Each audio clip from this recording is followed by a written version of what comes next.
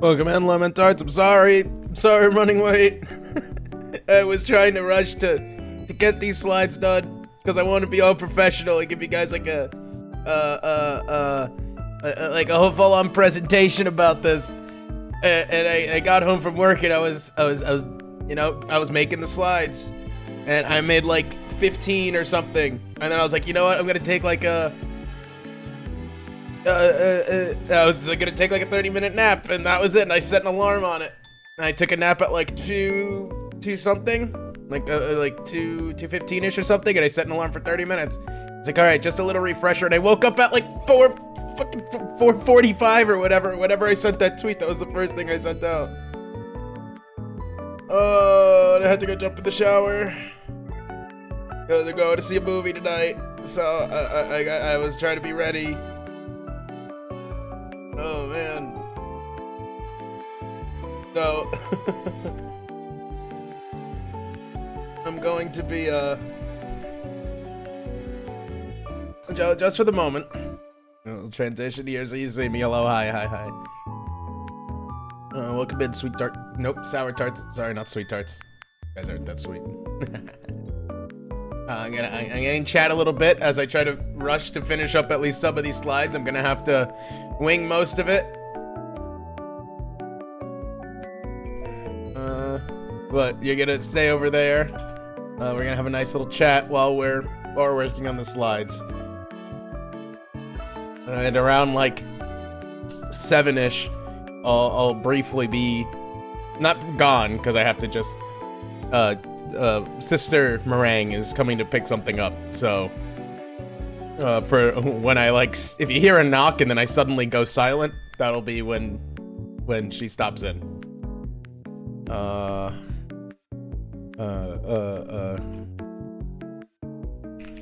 Okay. So how was a movie you seeing? I am going to see Shin Godzilla. They are releasing it in the States for a week. And as soon as I heard it, I told Sister Meringue and brother-in-law Meringue that we're gonna go see it. And they said, oh, okay. And so, I think it was like Sunday. Was it Sunday? No, it was like last week sometime, like Thursday. Was it Thursday? Something like that. And they came over, we all bought tickets. We're probably... The movie's not till late, like it's almost at like 10, so I got time with you guys. This isn't like a show. I'll probably still stream for like 3 hours here. I'll probably stream till probably like 8:30, because Sister Meringue has something she's doing at 7 anyway, like after she's picking something up because she has to go do something at like 7, so I'll be with you guys for a little while.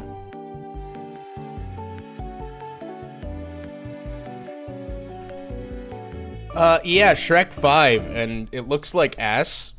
Not only looks like ass, has like a really boring plot, because I'm pretty sure like everyone predicted it.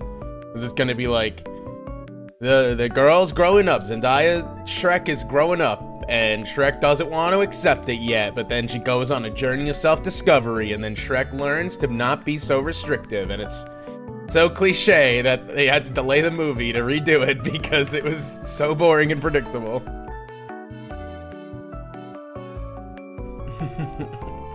I really didn't like the animation. I didn't like how it looked. It looked so corporate and soulless. It did not look like Shrek.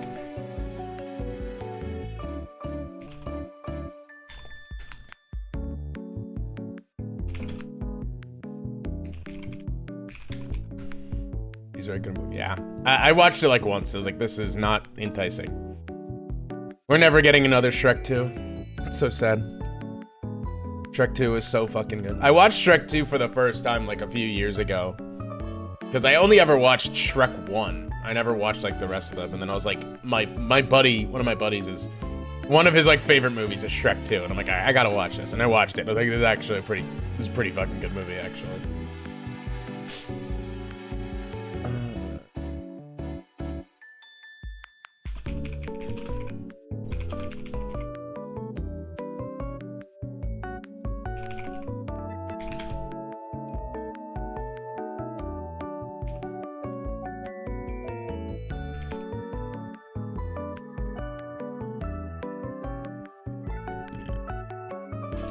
Never seen Shrek at all? Really? Shrek is good. The first Shrek is really good. Shrek 2 is easily the better movie.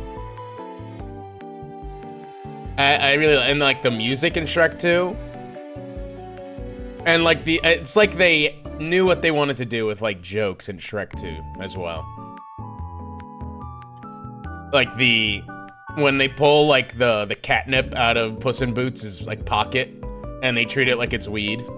And then like when Shrek is running, or like when they're running away from the kingdom and Shrek is on donkey but he's like a horse. So, and they're like parodying the O.J. Simpson where it's like suspect is fleeing on a white Bronco.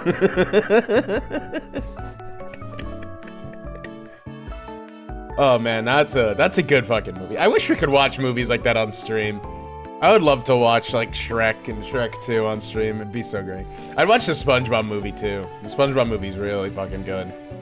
It was on TV the other day and I turned it on. I think it was like last Sunday because I was watching it after the race. And I put it on and it like just started like 20 minutes beforehand and the movie is so quotable, it's ridiculous.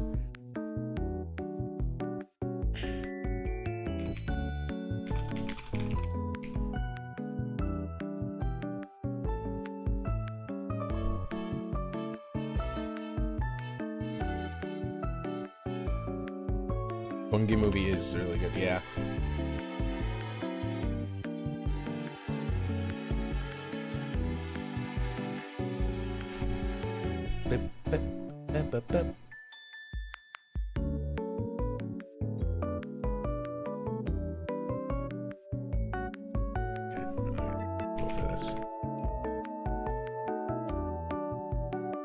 I, for one, love the soundtrack as 6 out of 10.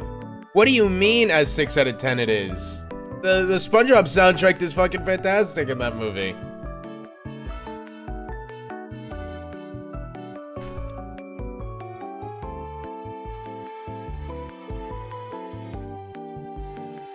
That SpongeBob soundtrack is awesome. Like the Goofy Goober song and shoot, I have to think of it now. The songs that they made for it.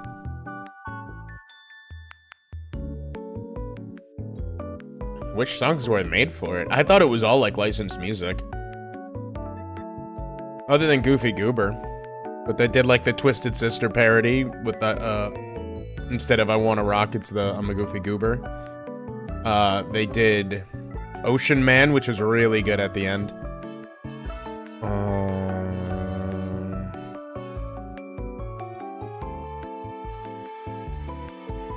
Yeah. I can't really even think of many of the songs there.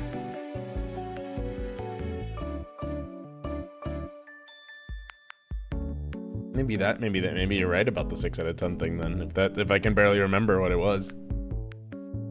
Yeah, I don't really remember any of the songs.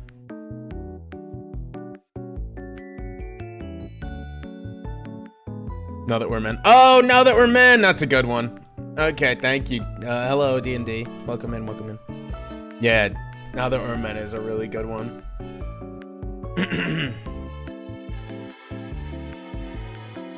D&D, I am giving a lecture in a little bit, but I accidentally took a 3-hour nap when I tried to take a 30-minute nap, and I was not done making my little slides.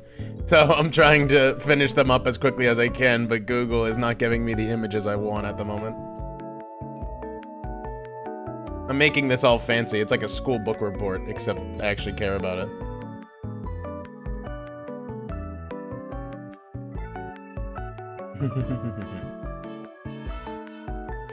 I'm pretty sure that's something from iRacing, but it's okay.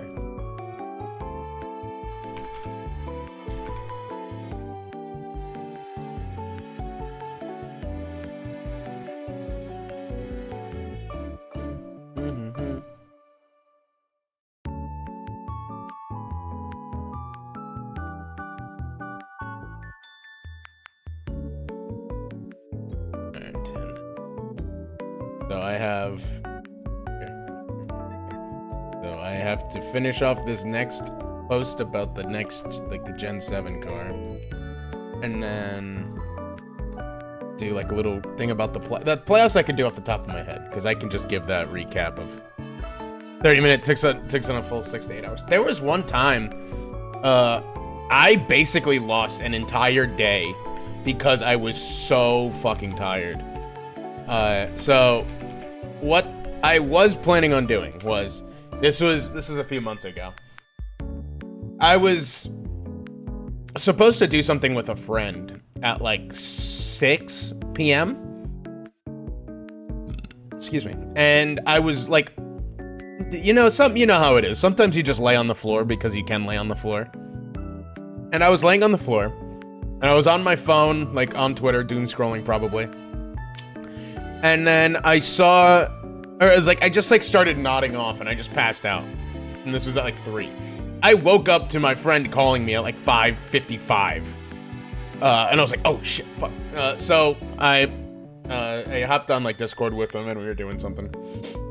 And that lasted for like an hour or two. Up until like, probably like 7:30. Yeah, about an hour and a half. That's sneeze, sorry. Nope, sneeze is gone. And shoot, where was I going with that? Oh yeah, and then after we were done, I like laid on my couch for a bit, and I passed out again. Like, I wasn't even tired, I just passed out. And then I woke up at like 1 in the morning to like a bunch of missed phone calls from a different friend who wanted to go to the bar, and I had just slept through all of his phone calls. So I was awake for probably like 4 hours on a Saturday. And it was like, well, that was pretty damn useless. I guess I was just that tired that I needed to sleep.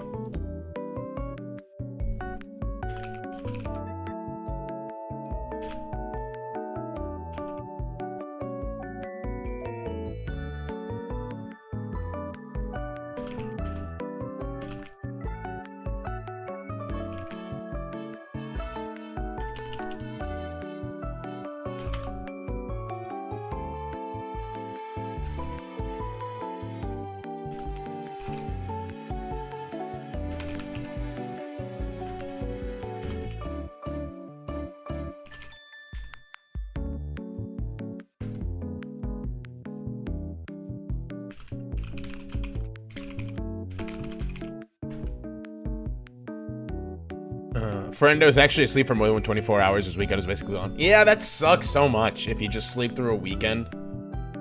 Like, obviously the weekend is what you look forward to, especially if you work all week.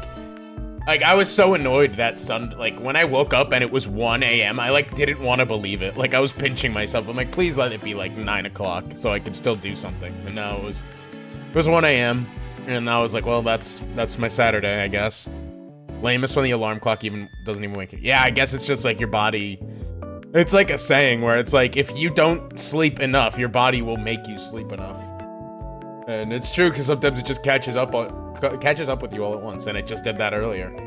I said I would have been probably done and had this all ready. I've been working on this off stream, obviously, of when I had the chance, and yeah.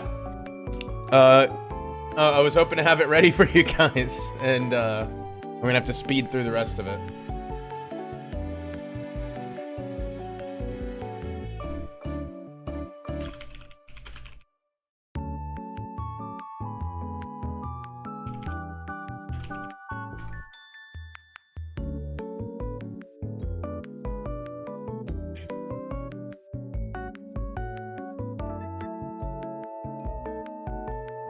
Professor Lens Guide to Nascar. Yeah.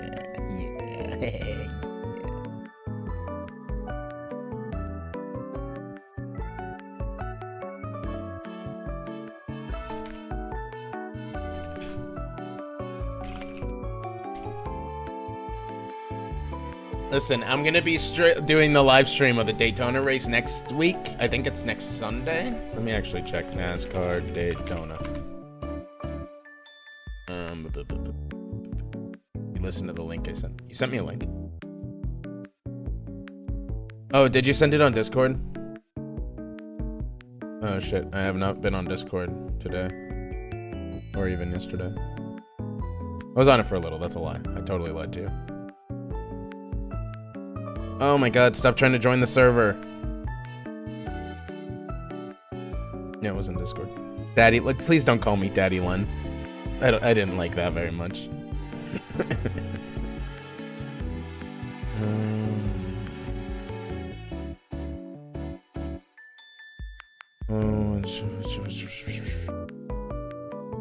Wait. Oh, this one. This one. Oh, right. I did see that. I have not listened to it yet, but I will. I promise I will.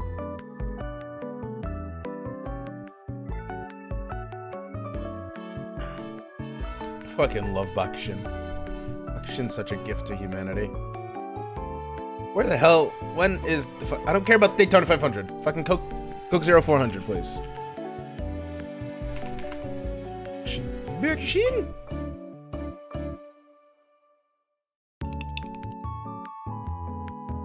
I guess I'm looking for tickets because Braves search is ass.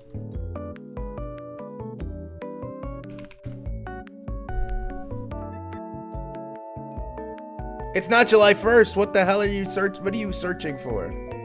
Oh my god, what is happening? What is going on? Google, please.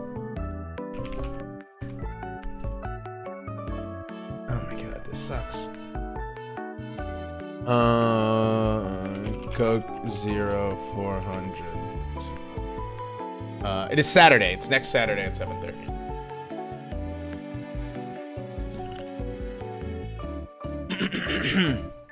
This was a Bakushin link. Yeah, this is a Bakushin and APT.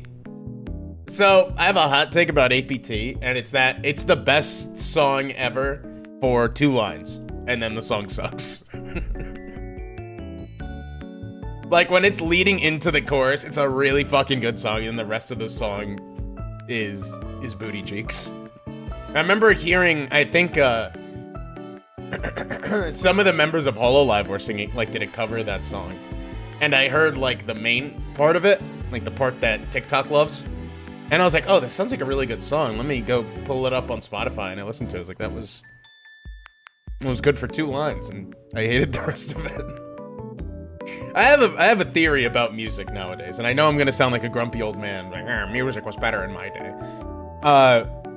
But nowadays it feels like songs are written for TikTok. So it has like a good chorus. And that's about it. And the rest of the song is just, it's like pulling teeth to get to the chorus. One good example I can think of is Sam Smith. Because Sam Smith, I used to kind of like his music. Like Stay With Me is a really good song. And I really, really like that song. And Sam Smith was, you know, he's talented. And then he has like that song Unholy. And the chorus is good. Like, yeah, the chorus is good, and that was like what got big on TikTok. But the rest of the song is really fucking bad. Like, if you ever try listening to Unholy, I'm sure you probably heard it on like Spotify or something, or however you kids listen to your music. Yeah, it's so fucking bad. Yeah. I don't know. Maybe I'll give ABT another try. You know what I also hate in music? Hold on. I'm gonna get a refill of my drink and then I'll go on another rant. Did I say refill of my music? I meant a refill of my drink.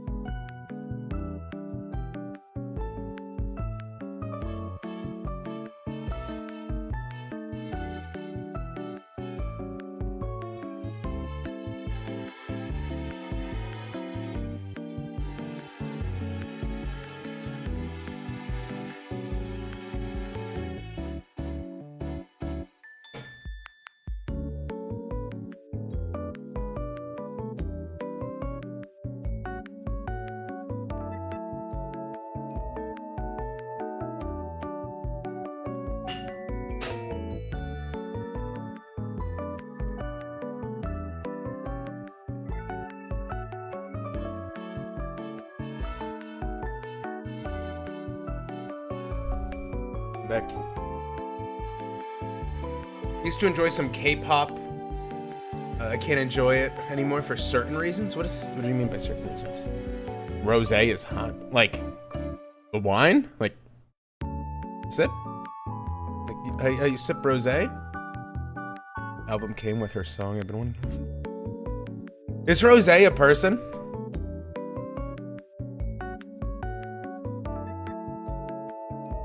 I don't know much K-pop. I know a little bit.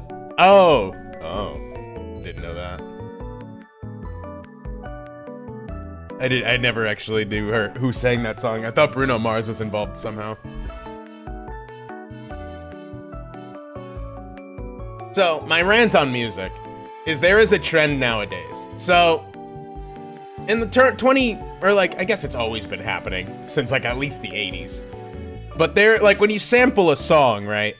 Usually you make something out of it, like something different. Collaborated? Okay, that's what okay, that makes more sense. So I guess, I think I made a statement a few weeks ago where it's like Bruno Mars has like 50 songs and they're like all hits, no misses. I guess he does have one miss, but it's okay. Reasons meaning personal reasons. I got you. So, like back in the day, like with MC Hammer, sampling, fuck, what was that song? Was that Super Freak? I think that was. And then Vanilla Ice sampled, like Ice Ice Baby sampled, Under Pressure. And those are like still transformative. Like, you probably know where it's going. Yeah, you probably do. So like, no one confuses, like, what is that? Super Freak and, Can't Touch This are two completely different songs. And then you even have like someone like Kanye West before he went ass crazy, who I thought was a musical genius when it comes to sampling. Hello, Lord Astronomer. Hello, welcome in. I'm ranting for the moment. So you had like Kanye West, who I really liked when I finally got over the I don't listen to rap or country, and then I actually started listening to other music. And I really liked Kanye West, and I still love Graduation. But like he had a song on Graduation that is, what do I think of his character arc? I think the writers lost the plot around like 2020, and they just have been like AI fabricating the rest of the script. Oh, they're on a writer's strike or something. He was an interesting character up until about 2020, and then it just went off the rails. You guys ever see his interview during like the Hurricane Katrina disaster relief?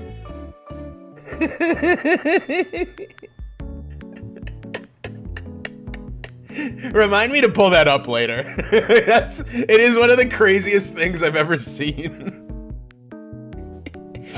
So, yeah, there's a song that Kanye West has on Graduation.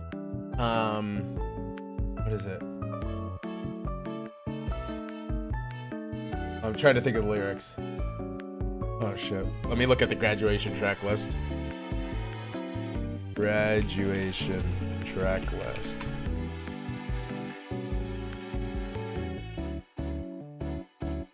Oh, Good Life. It's Good Life. And it samples PYT by Michael Jackson, and you can't even tell that it's sampled unless you like really slow it down.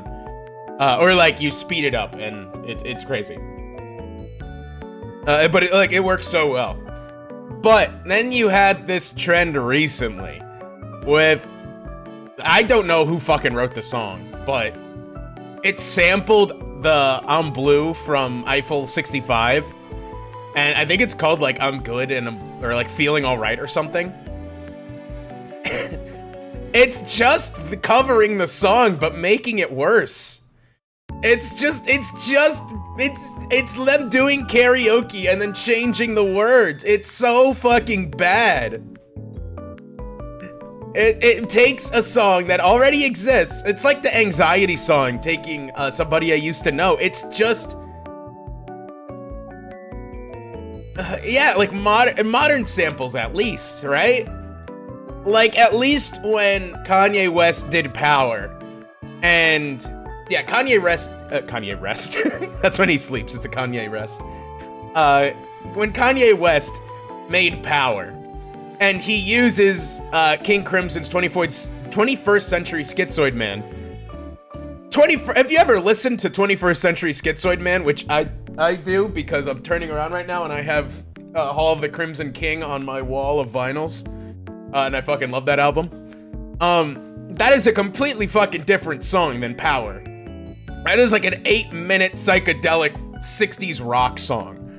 And then Kanye West just has that snip bit in Power, the 21st Century Schizoid Man. That is completely fucking different. That is a completely different sample than just take, if he were to do a cover of 21st Century Schizoid Man and just replace the lyrics with something terrible. David Guetta really lost the sauce with that one. Because David Guetta used to be on top of the fucking world when it came to like EDM and shit. And like being a producer. If that's the stuff he's putting out now, you know, maybe it's time to you know, string up the jersey and retire the number. Like he's Michael Jordan. You know, he was really great, but I just slapped the microphone arm. He was really great, but you know, you gotta call it a career if that's your best right now. It pisses me off. It makes me so mad.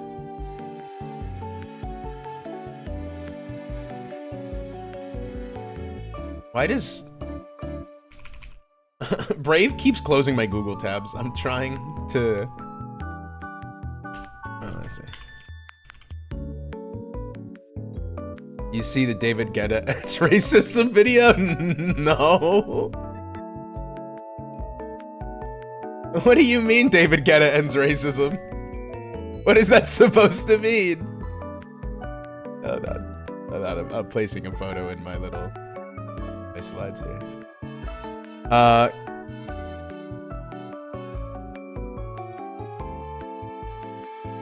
You see David ends racism. Also, Kanye moment, he put the glob glob glab galab on Donda, just slapped it at the end of it. What the hell is the glob glob glab galab? I've heard of it, but like, what is it? I will add the David Tyree. What the fuck? How did I pull David Tyree up with David Guetta? I'm gonna write these down because I have to show you the Kanye West one, and then I'll look up the David Guetta ends racism. Is that will that get me banned on Twitch? Can I do that without it getting me banned on Twitch? It's some the Glob Glob Glab Galab is from 2017. I feel like I only started recently hearing that. Huh.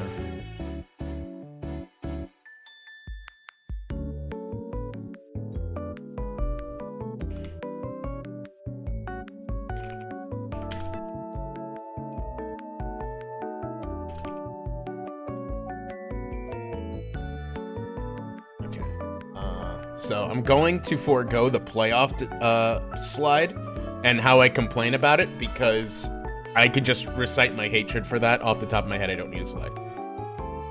There's a bunch of gibberish sung in a really catchy way. Is that like that mumble rap meme? Where he's like dip, dip, dip, dip, dip, dip, dip, dip. I remember that one going around a lot. Was that fucking Kanye? There's no way that was Kanye.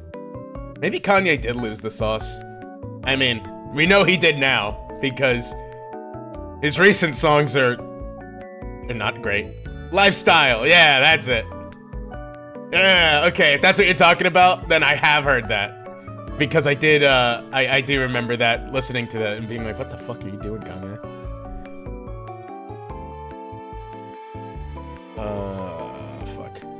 Okay, I'll end the slides with this, which is how you pick your favorite driver.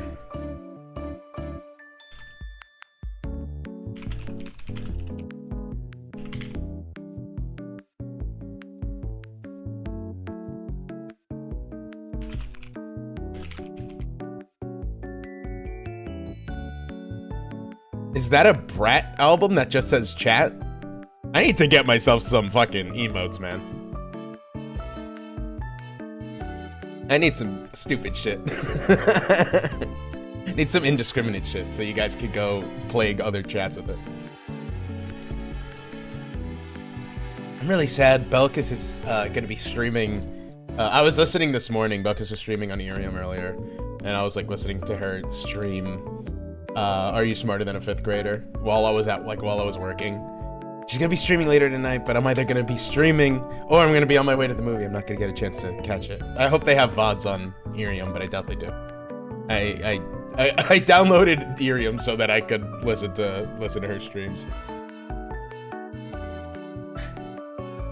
I think was I talking about this yesterday or was I talking about this? Yeah, it was yesterday, right? I was talking about trying to commission somebody for emotes. I'm thinking of potentially using like some kind of free VTuber model maker if I can find one. I know there's custom cast. I really like the models on custom cast, but I don't know how to export that from custom cast to my PC, because if I could do that, I would happily use that model, because he is much different from me and I'm missing my hairpiece. However, it'd be a nice little stand-in, like if we do, or if I can export it to VR chat, I could do that, so I could do karaoke in VR chat, and that would be cool. That I would love to do. And I wouldn't have to use some free model on from some of the rooms. They have a 3D model. Potentially, if I use custom cast. If I do custom cast, yes, it would be a 3D model.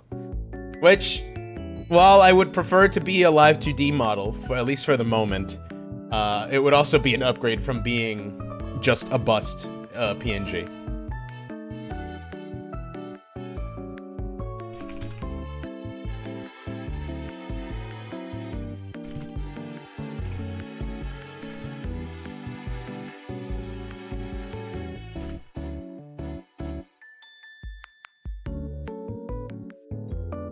Bust? What? What about bust?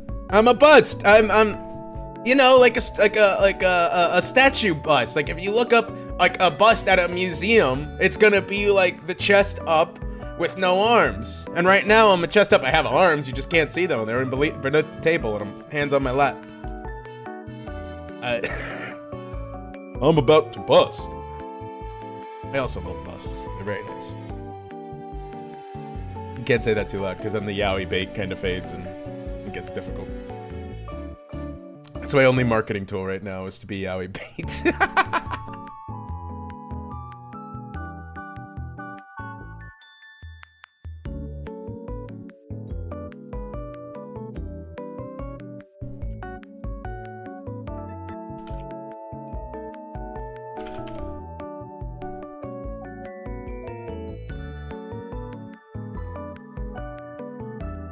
Slide, so copy this, paste it onto the next slide. Chat, we have 18 slides so far and I'm not even done.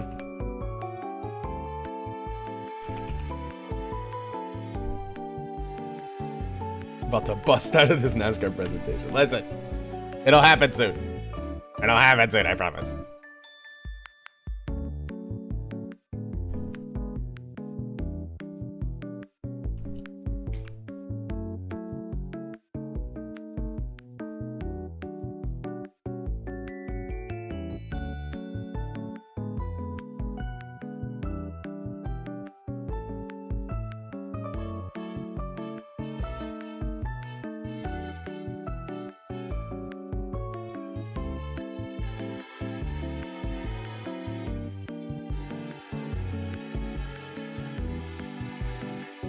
How do I add text? You'd think by 19 slides in, I would know how to add text.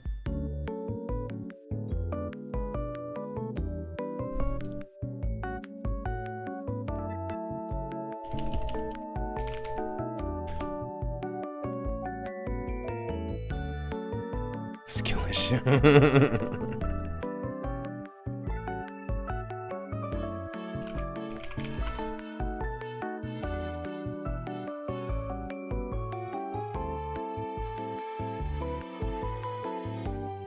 So I'm gonna I will probably be omitting a bunch of slides that I wanted to include, because I wanted to break down like the current teams that are in NASCAR and like all the drivers that go into it, but I'm trying to summarize it, giving an example of each.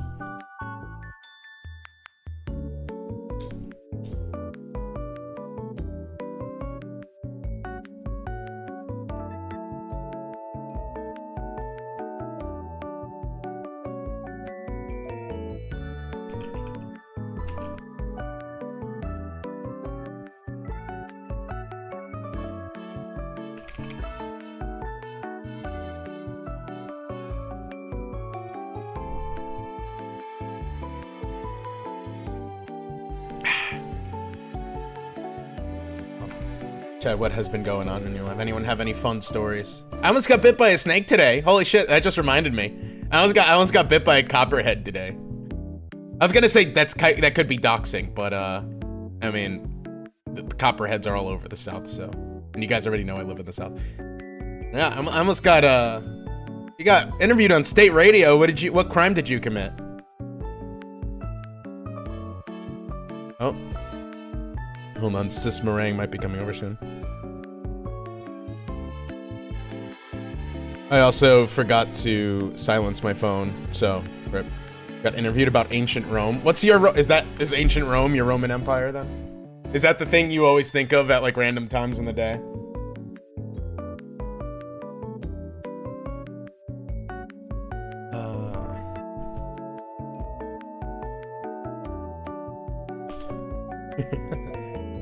I never was able to grasp Rome like that.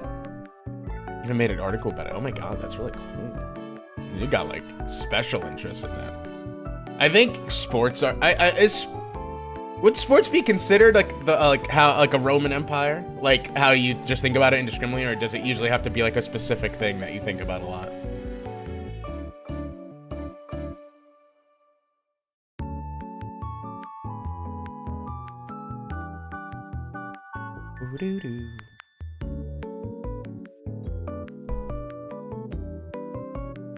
Roman Empire is essentially sports for nerds. Honestly, that's a really good way of putting it. That's like the all-star game for nerds is the Roman Empire.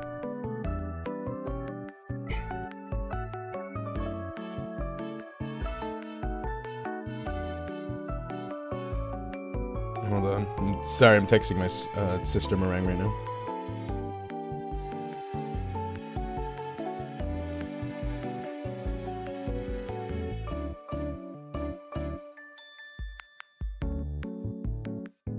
My friend's on the article. That is really cool though. I don't think, have I ever been interviewed? I used to work for the news. I don't think that's as interesting as being interviewed for the news though. I was never interviewed for, I don't know, I was interviewed for the news once, but it was about something stupid. Tarantula hawks? What the fuck? D&D, what? Why? Why are you so susceptible to being eaten by a tarantula hawk? What is SpongeBob DS game and it's past delivery date? That's cringe. Fight them. Get a refund and a copy.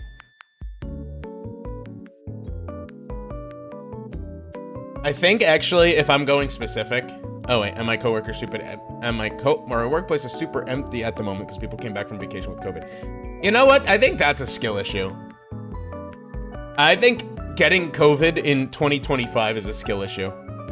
Is that a hot take? I don't know. Maybe. I think I had COVID when it was. Is the saying COVID still get you demonetized or not demonetized? I have like 10 people on YouTube. Does it still get you like blocked in like on YouTube? Because I know like back in the like when it was going on, people were getting their videos like taken down for saying COVID and stuff. Oh well, whatever. I already said it like 3 times. Who cares? I got like alpha build COVID, I think, because in 2020 I was still in school, and I've mentioned it. I have not said what school I went to, but I went to a big school, and there were a lot of international students on campus. Like there was a really big international population, and everyone came back from winter break. And what did I study? Do I want to say that? I don't think it hurts anybody. I studied media production, which is helpful because I edit a lot. So I didn't know how to edit before I went to school.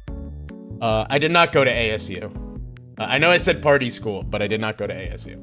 I won't even if someone correctly guesses my school, I'm not going to say it because I don't want it to get too narrowed down. There were not a lot of people in my class. But I will say it was not ASU. I will just say it was a D1 school, and that's as far as I'm gonna go. But I had alpha build COVID because everyone came back from school at once, and classes started in like January-ish, And then like end of January, I got sick and I was like, oh man, this sucks. You know, it's the weekend. It was like Thursday and I didn't have classes on Friday. So I was like, well, this sucks. Oh, hold on.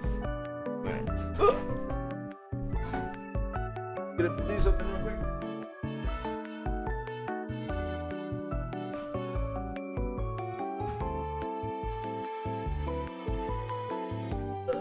Okay, I'm back. Sister Meringue will not be interrupting because she's just gonna grab. I just left what I have to give her outside the door.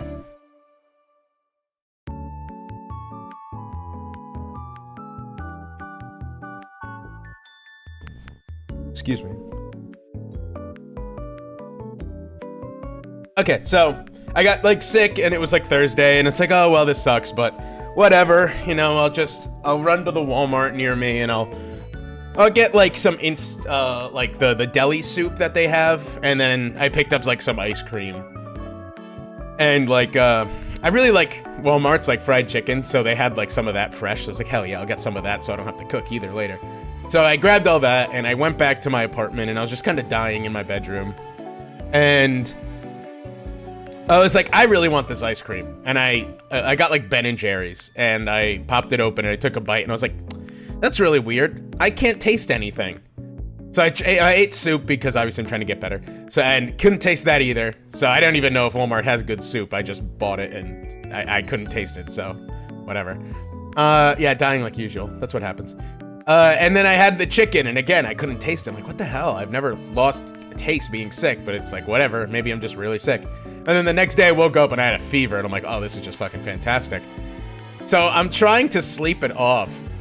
And it gets to a point why I eat ice cream when sick because it's a comfort food, and I just wanted to not be miserable. I felt very, very awful. Like, I was, like, you know, when you're sick, obviously, you're fatigued. You don't have the energy to get out of bed. Your head is pounding. I just wanted ice cream because it's a comfort food and it'll make me feel better. And at that point, I was on a pretty strict diet when I didn't eat many sweets. And I mean, I do eat sweets now, like a bit more than I used to, but like, that diet kind of killed the sweet tooth that I would get often. But I was, like I said, it was comfort food. I just wanted to feel better, feel better emotionally, essentially. There's not really a party school culture here in Sweden. It's essentially all studying. Yeah, I think America is really like the party school, like the only place the party school is a thing, because I think everyone else is like, aren't you guys supposed to be taking your studies seriously? And we're like, what was that? I've shotgunned 3 4 locos in the last 10 minutes. What do you mean? So anyway, I try sleeping. Like, I'm like, okay, I'm clearly not getting better. I was supposed to work that day, and I told my boss the day before, I'm like, I'm letting you know now I'm feeling sick. So there's a good chance I'm not gonna work tomorrow. He's like, that's okay, just, you know, stay home. If anything changes, let me know, whatever. And then next day, I'm like, I'm dying I'm not going to work, whatever. So I try sleeping, and every time I sleep, like I close my eyes, it feels like I'm awake. And it's like it's like when you're super tired that your eyes burn when they close. It was that, but like it was actually burning. And then I would fall asleep, or at least I think I would, and then I would be awake, and I'd be in my apartment, and I'm like, why am I awake? What the hell's going on? And then like the world would start folding on itself. Like, it was like, if you guys have ever seen Inception when the city is like folding over, it was like that, except it was my room, and I'm like on one end, and I'm watching the other end of my apartment fold on top of me. And I'm like, oh god, I'm gonna die. And then I wake up and I'm like, oh, that was crazy. That's pretty insane. And then like my room was on fire suddenly, and I'm like, oh god, I'm gonna die again. And then I wake up again and I'm like, oh man, these dreams are really weird. And this happened so often that I could not tell when I was awake. I had no idea when I was awake. For 4 days I was out of it, and I could not tell how long I was asleep. I had no idea when I was conscious. I was just constantly in a state of like, I'm dreaming that the world is ending, and then I'm awake, and then I'm dreaming that the world is ending. I'm awake, and back and forth, back and forth. And I felt bad for my parents at the time because they kept texting me. It's like, hey, how are you feeling? Hey, how are you feeling? And I just was not in a good headspace to text them because obviously I thought I was dying. It was really like, that was the one time I was sick and I was like, I might actually die. I always exaggerate, like, oh, I'm dying, I'm dying. That was one point where I'm like, I might actually be dying and this is what dying is like. And eventually I got better, like, by, like, Saturday evening. I started to, like, just have, like, the shivers again, and I kind of re-entered reality.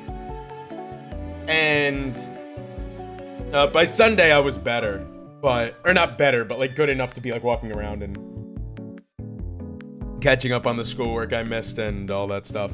But for those, like, 4 days, I genuinely did not know what was happening, and I've never had fever dreams before or since, and that was why, yeah, the initial horror stories of COVID aren't a joke. They really weren't, and then that was why when COVID happened and that people were describing the symptoms, and when I was working in news too, they were, like, going through all the things, like, you know, high fever, like, fever dreams, essentially, loss of taste, and all this stuff. I'm like, oh. Because the first official case of COVID wasn't reported until, like, March. But there was no travel restricted in, like, January.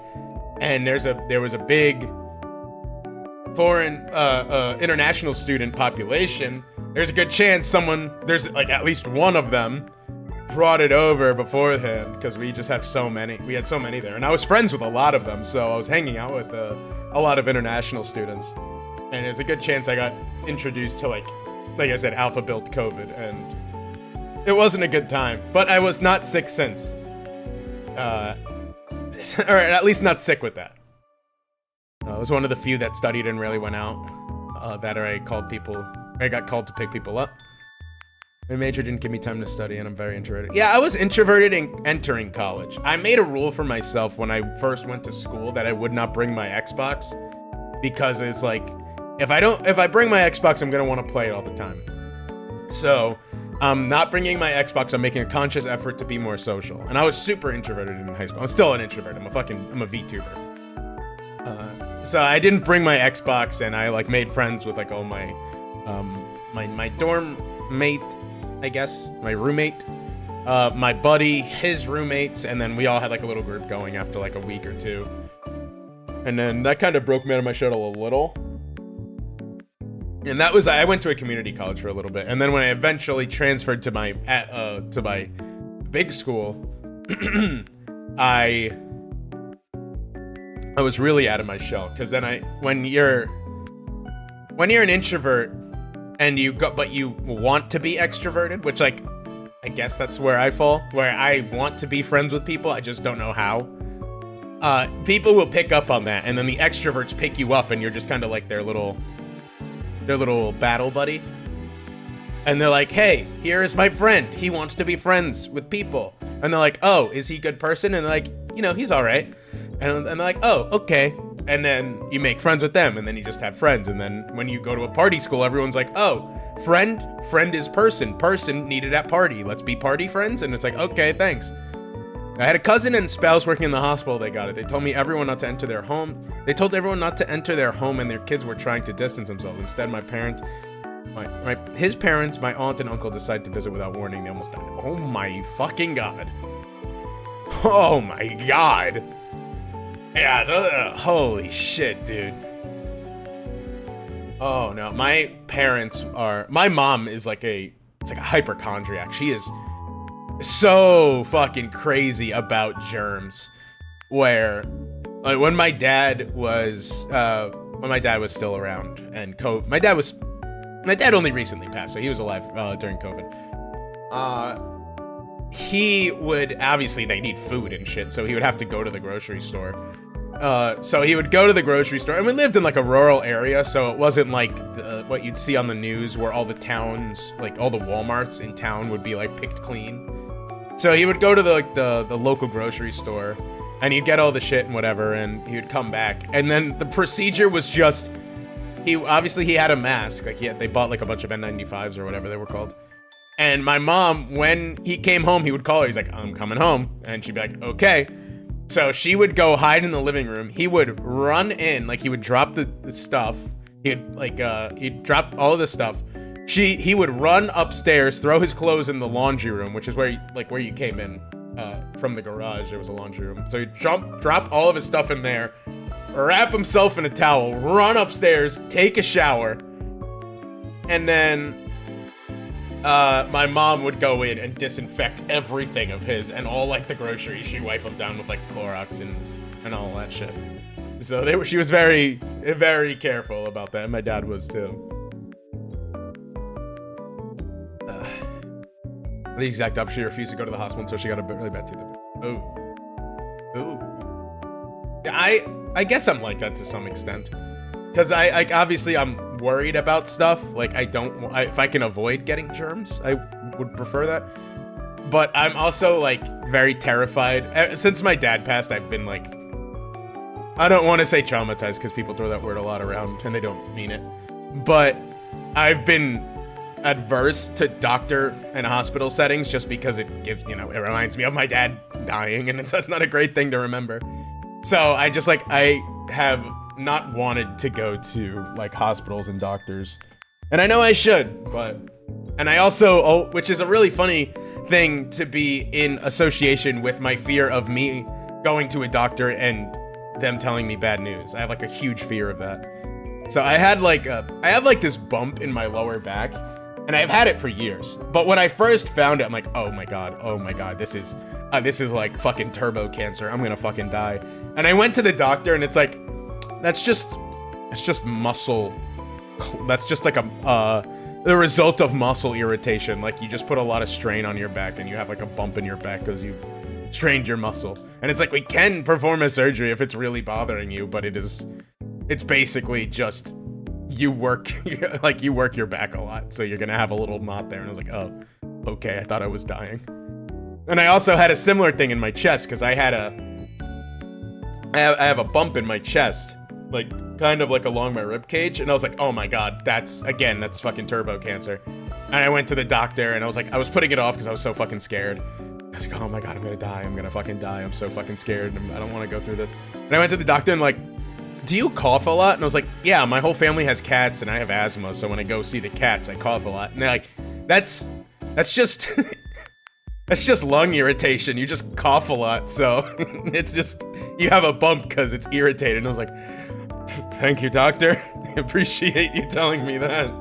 I've been afraid for 3 weeks to come and see you.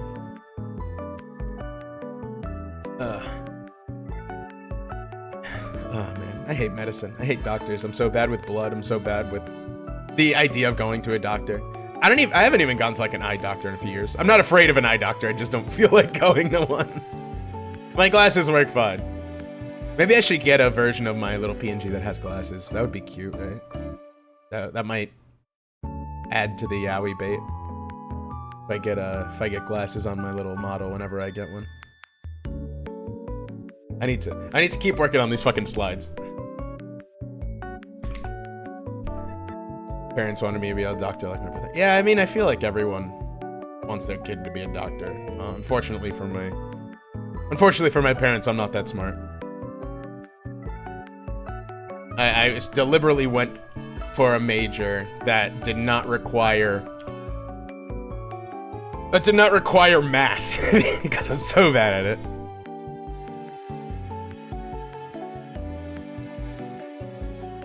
I'm fucking terrible in that. I'm bad with seeing gore because there's a chance I'll show up in my dreams so bad. I'm so fucking queasy.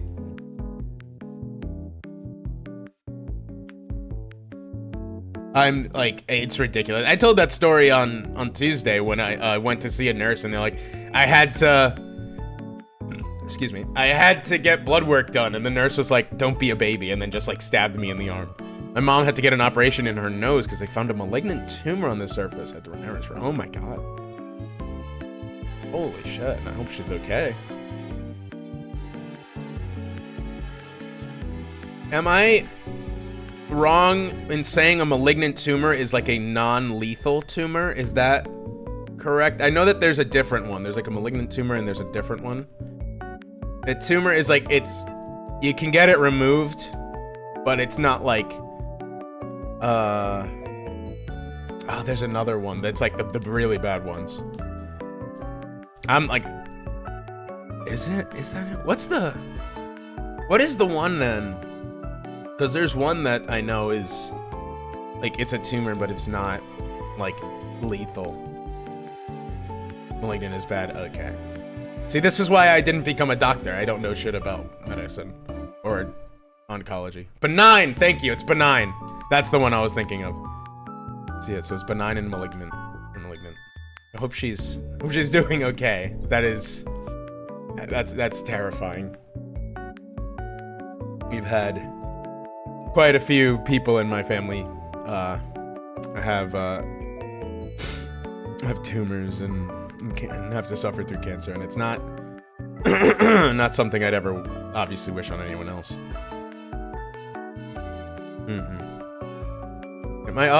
Interestingly enough, my cousin, he got all the brains in the family. Yeah, hopefully. Well, that's good. I hope that she's done very well since then. My parents made me choose between engineer, doctor, and lawyer. Are you Saul Goodman? Interestingly enough, my cousin, he got all the brains in the male portion of our family because he's going to be an oncologist. So, yeah, I guess he's the smart one. Ooh, look at me. I'm tall and I'm good looking and I'm gonna be an oncologist and I'm smart. Ooh, I won all the fucking, I checked all the boxes. Engineer, sister, doctor, brother, so you go to law school. So I know to contact Lord Astronomer whenever Twitter forms allegations against me for something.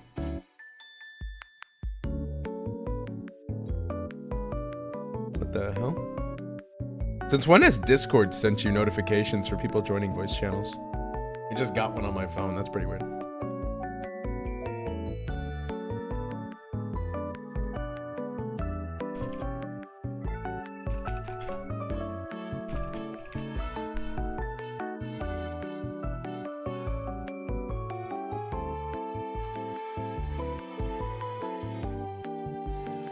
It's a stitch her nose, ridiculous probably. That's really good. Oh god, that has to be fucking scary.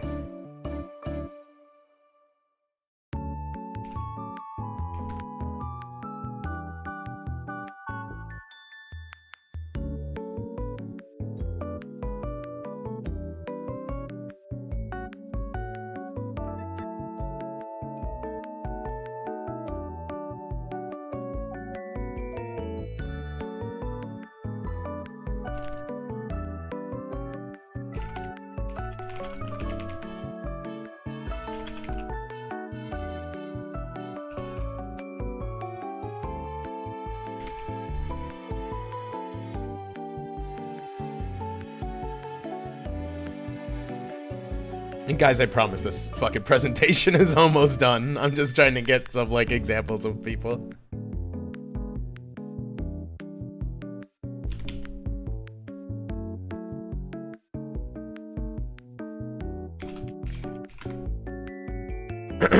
It is almost finished. It is almost finished. And then I can give you guys, like, it's gonna be really funny when you guys take this presentation. It's like, actually, the way you described it, I actually don't care about it, so I'm not gonna pick a driver. It's like, oh, okay.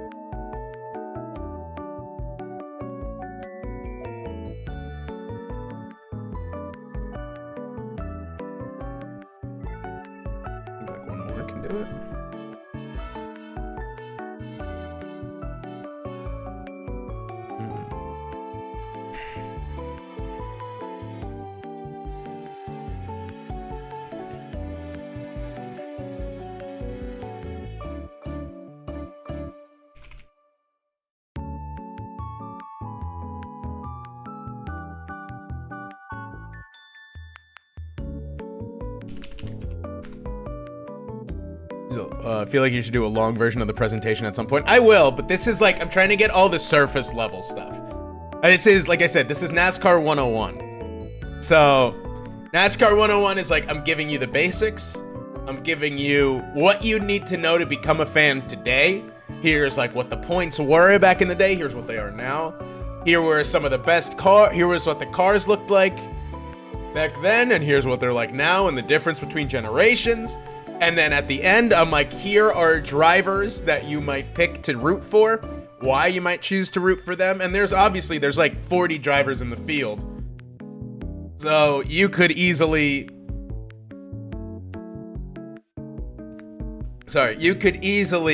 root for any of them. But I'm just giving an example of some.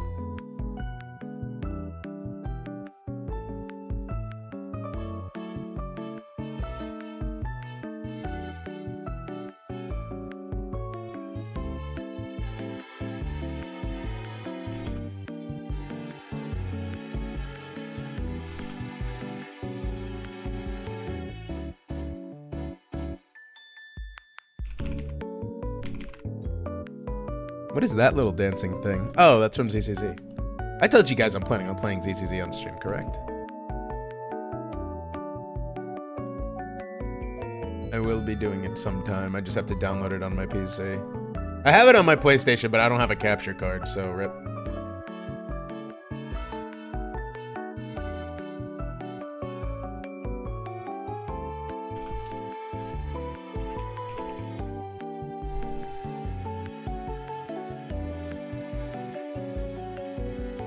I like a lot of the ZZZ characters.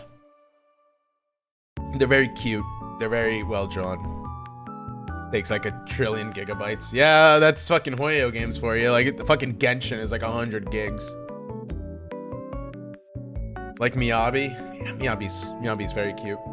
I like Burnus. Burnus. I don't know what it is about her. I think it's because she's an idiot. And I like stupid women. They're part animal. Yeah. Every character, when I play gacha, I always get drawn to stupid women. Like the 2 characters I like most in Blue Archive, it's Aru and Makoto, who their trope is literally like stupid, or it's like evil idiot. Jane and Ellen, I know what kind of man you are. No, don't make a hashtag. No. I'm gonna need your lawyer assistance if that gets trending. Oh, I also like alcoholics. That's not gonna be any better for me. Cause I liked Beto a lot in Genshin. But I liked Lisa at first. And I still like Lisa. And then I like Noelle because I was like, oh, I like the combat maid. I love that. That's such a good trope. I love it. Oh. And then I saw, I got Beto in the gacha, and I saw that she just drinks all the time. Oh, fuck yeah. HSR has top waifus. I don't really know too many of them. I know Firefly. I know March. I know Kafka. I know Silverwolf. Those are all the ones I can really name off the top of my head. I know the sex alarm girl. I don't know her name.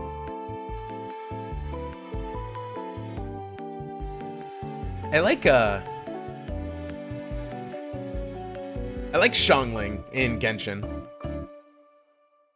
Ginafen? Am I saying that right? Ginafen? Which one's Grace Howard? Grace is the mechanic chick, right? I mean, I wouldn't blame you if you said, oh, that one. Gunafen. She's doing what in the fen?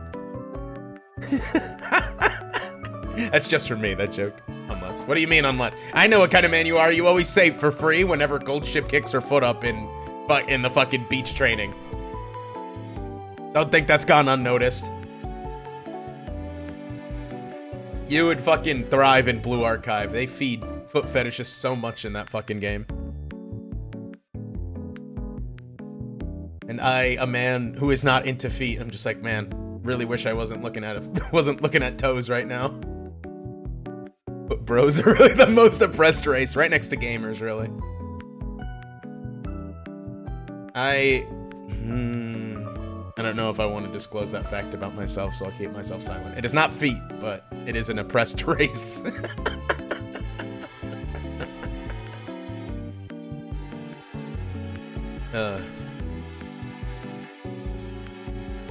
Ooh. I'm not a hand bro, no. Not a hand guy.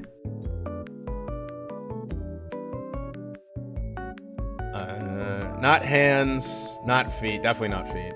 I can't even say like stomach, thighs, or butt, or back or something, because that's all normal, right? Like thighs and butts are pretty average interest, right? Chests, yeah, that's a given. Like big or small, that's a given either way. Collarbone, no, but collarbone is underrated.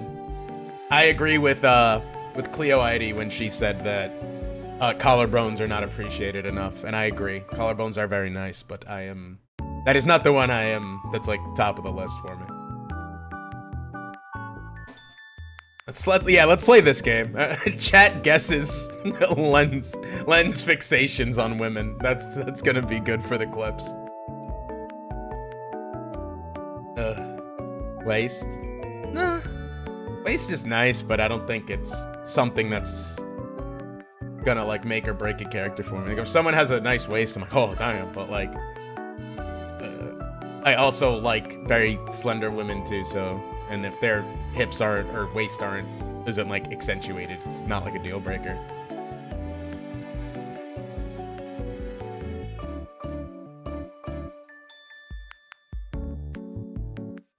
I'm an equal opportunity employer. So close to finishing this. Oh shit. Okay. I have to look at the Nascar field. Not the fucking track, I'm looking at the fucking standings. That's what I'm looking at.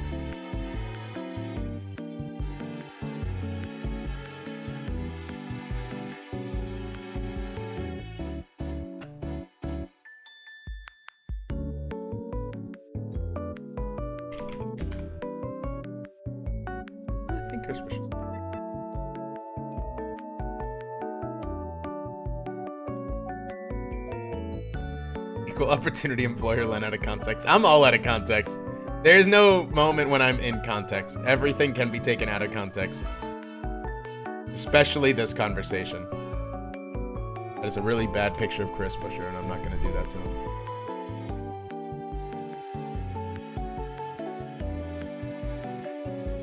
Fuck! Please have saved. Oh, thank God, Canva. Thank you for automatically saving everything. Oh, I thought I just lost my fucking presentation for a second.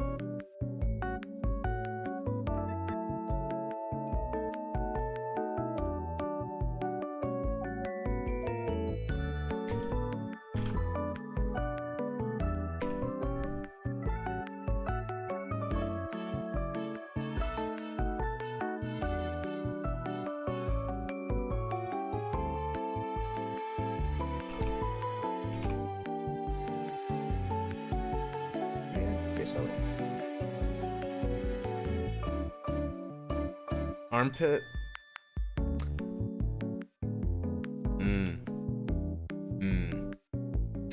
So this presentation's going really well, right?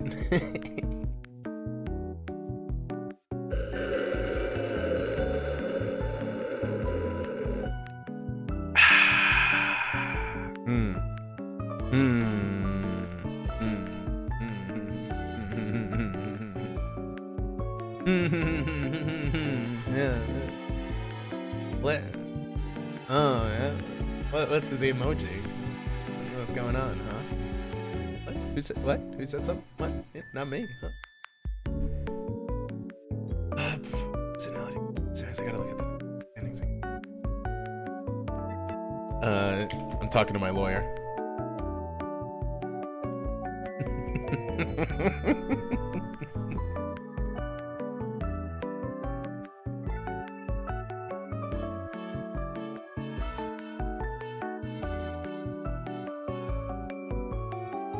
word armpit is cringe.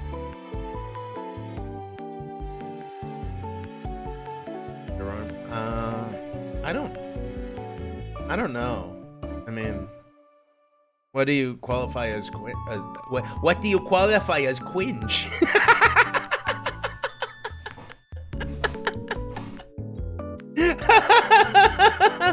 Why did I mess up and say it like that?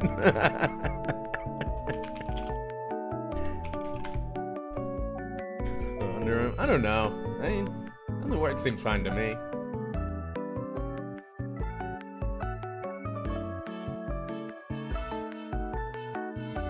Bugs Bunny? Was that a Bugs Bunny tier delivery?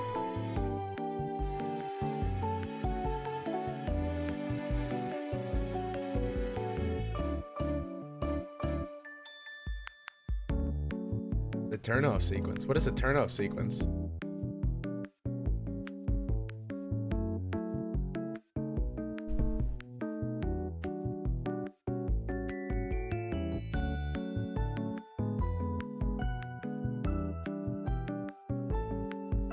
Oh, what do you mean? Oh, I'm scared.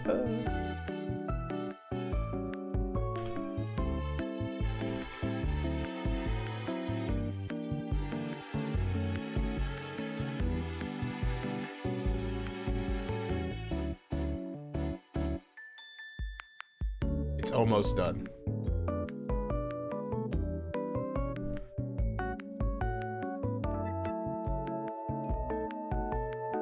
Wow, these images are making me realize Brad Keselowski is interesting looking.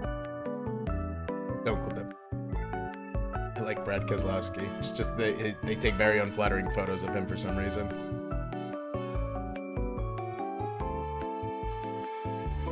Also, chat, when this is happening, feel free to ask questions for clarification.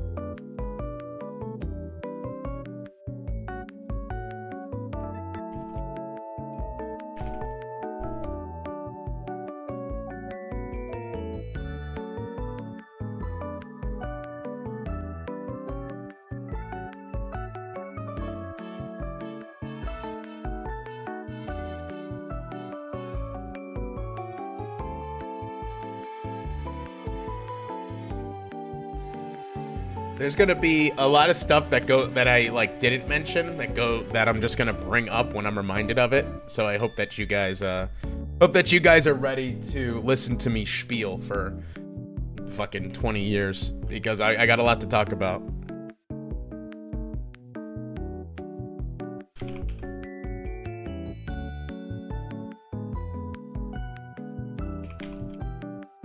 And there's so much to talk about even when I'm through with this, because like I don't even get into the kinds of racetracks there are. I don't get into teams. I don't get into like really like manufacturer wars that much. Yeah, but I think I'm ready to go. I have lovingly prepared 22 slides for you boys and girls. Let me see the gameplay up. Let's play capture. Let's change this. What? All right, chat.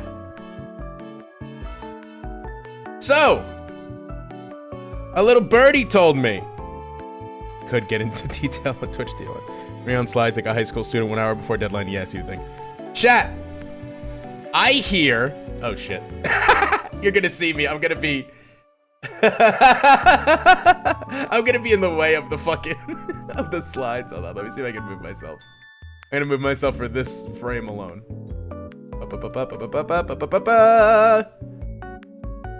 I hear you want to be a NASCAR fan, or at least have an interest. Is that correct?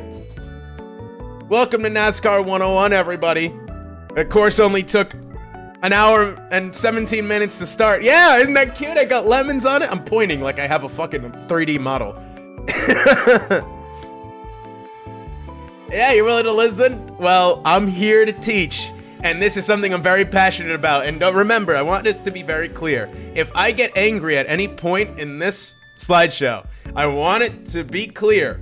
I'm angry because this is a sport I love with all my heart, and I have seen it through its ups and downs, and I want it to be good because I want people to like it. And I really love NASCAR. No matter how much it might seem like I don't in this, it is my favorite sport, probably neck and neck with college football. But I love this sport. I love racing so much. I've loved racing since I was a kid. My credentials are that I have been a fan. Is this gonna doc? No, this won't reveal my age. I've been a fan since 2007, so 18 years of watching NASCAR. I think I have a lot. And I remember when the Speed Channel still existed, rest in peace, went defunct in like 2011, I think, or 2013, something like that. I used to go to sleep watching the Speed Channel, watching Japanese supercars or MotoGP whenever it would be on. What's my favorite race ever? Ooh, my favorite race ever. Oh, you mean that. My favorite race is the Daytona 500, baby. Race tier list. Daytona 500 S tier.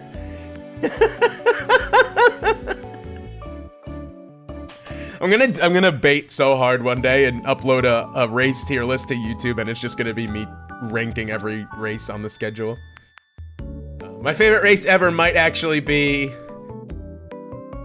maybe the 2007 Daytona 500, which was the first full race I ever watched, or the 2011 Homestead Miami race, where my favorite driver, Tony Stewart, which I'll get to talk about him later, and the 2011 season, which I think is the best season of all time. The 2011 Homestead Ford 400, Ford EcoBoost 400, whatever the fuck it was called, because it was one of the most impressive races I've ever watched from a driver who is also my favorite, and also one of the best championship races of all time. Anyway, we're gonna get into it. I hear you want to be a NASCAR driver, or NASCAR driver. I want to be a fucking NASCAR driver. I hear you want to be a NASCAR fan, but before you are a fan, you got to know the background, don't you? Well, the origins. Oh fuck! Now I'm in the way. Holy shit. Hold on. Let me shrink back down. I gotta get baby.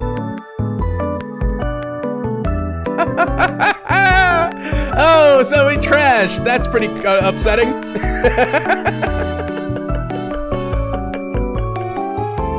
Oopsie daisy. That's unfortunate, but we're back, right? Let's hope we load back in. Does it? Oh my god, wait, it keeps the stream going? Oh my god, Twitch is so fucking clutch.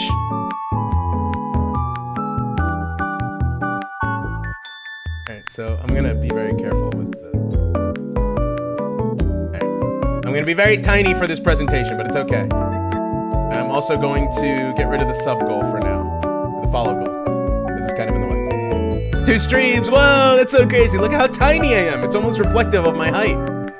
Welcome back in. Sorry about that. I tried to adjust my height and the fucking OBS told me to fucking paint the wall with my blood. So, origins. NASCAR. It wasn't always a thing, believe it or not. Racing, they say, was invented the day the second race car... I'm low? Oh shit, okay, hold on. Sorry, it did just like default. It did default volume, and that's like my waiting room volume for the music. How's that? Is that better? Did I lower it a little more? I'll lower it a little more. Okay, so, NASCAR. It was not always a thing, believe it or not. They didn't just spawn into existence. NASCAR, they say that racing was invented the day the second automobile was built. Before NASCAR, racing events were held all over the US. However, you were subject, and on the first day, God created Dale Earnhardt, and then Dale Earnhardt said, "Let there be NASCAR." That's not what happened, unfortunately. Allegedly. You could race anywhere in the world, wherever there was a track. You could open your own track. Most racetracks early on were made of either dirt or I don't think that none of them exist anymore, but there were wooden racetracks. If you say, wow, that seems really temporary and really inefficient and really dangerous, you'd be correct. That's why they don't exist anymore. So a lot of dirt tracks existed, and they were all around the world, and you could enter whenever. And it's like, here's my car, I want to enter it. I'd be like, cool. And then the race is gonna be Friday. Everyone pays to get in, and then it's like, okay, winner gets $1,000. And back in the day, that was a big deal. So they're like, oh hell yeah, let's fucking go. And then while the race is going on, you're leading. You're like, I'm getting $1,000 after this. I'm dominating. The promoter pockets all the money and takes off, and they're never to be seen again. And you get paid nothing. So you just risk your race car for nothing. And if you got damage in that, whoops, sucks to suck, doesn't it? So NASCAR, or racing in general, had a big following. However, if you're not sanctioned, or if you don't have reliable promoters and reliable scheduling and all that good stuff, it's gonna go to waste. So one dude named Bill France Sr. was like, what if we made a series out of this and made it official, like how football is or baseball? And he was a promoter. He used to drive. He organized with drivers, owners, and mechanics. And in 1948, they created the National Association for Stock Car Automobile Racing, otherwise known as NASCAR. And he served as CEO for a long time. I believe until 72. And then I think his sons took over, but that's later on. Don't worry about the 70s yet. This is the early days of NASCAR. But you had the promoters and you had car owners, but who is entering these races, you might ask? Bing. The first owners and drivers. NASCAR gets its roots. You can't see it because you guys cover it, unfortunately, and I can't really do anything about that. The first drivers and owners were bootleggers. NASCAR has its roots in Prohibition. Back in the 1930s, when Prohibition was running rampant, bootleggers running moonshine through the back roads of the American South. They would do every little thing that they could. What is that emoji? I have bad eyes. I'm an old man. Is that beer? That's champagne. Okay, close enough. They would do things like seal over their headlights. They'll strip out any unnecessary weight. Anything to gain an extra horsepower or two and a little extra speed on cops, and it worked. They were doing stuff that James Bond would soon take inspiration from. Stuff like dropping oil or tacks or smoke screens to intentionally offset the police chasing them, and they would get away and they would sell their moonshine. Raymond Parks, as you see, owned Red Byron's car, who was the first NASCAR champion in 1949. Junior Johnson, who I don't think I wrote in on here. Junior Johnson is one of the most important owners in NASCAR history, who basically, him and Smokey Yunick, an engineer, they basically wrote the NASCAR rule book because they were trying to bend every single rule in order to gain an advantage over the other drivers and the other teams. Excuse me. So after Prohibition ended, they had these souped up cars. But what are you supposed to do with them? Obviously, you race them. If you have a fast race car, you have a fast car, you fucking race it.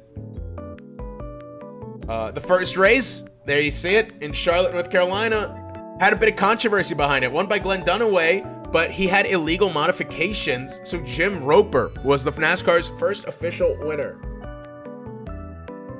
Neither of them ever won again. I think Jim Roper only ran like one more race, and so did, I think, Glenn Dunaway only ran one more race after that. I could be wrong. I forget. I had it marked down, but I don't have that information in front of me. But Jim Roper's only win was the first ever win in NASCAR history. Glenn Dunaway never won a race. His first win was stripped away. Other notable owners thought illegal modifications were the point. You would think so. However, no. Because if they're going to be sanctioned and they're going to be an official sport, like the NFL, like the MLB, you got to have some rules. You could be smart, just don't be stupid. Or too smart and be stupid. Frank Christian served alcohol during Prohibition, and he ushered in, your app crashed? Don't worry, mine did too. My OBS exploded, and Thankfully, Twitch is nice enough to mark this all as one stream.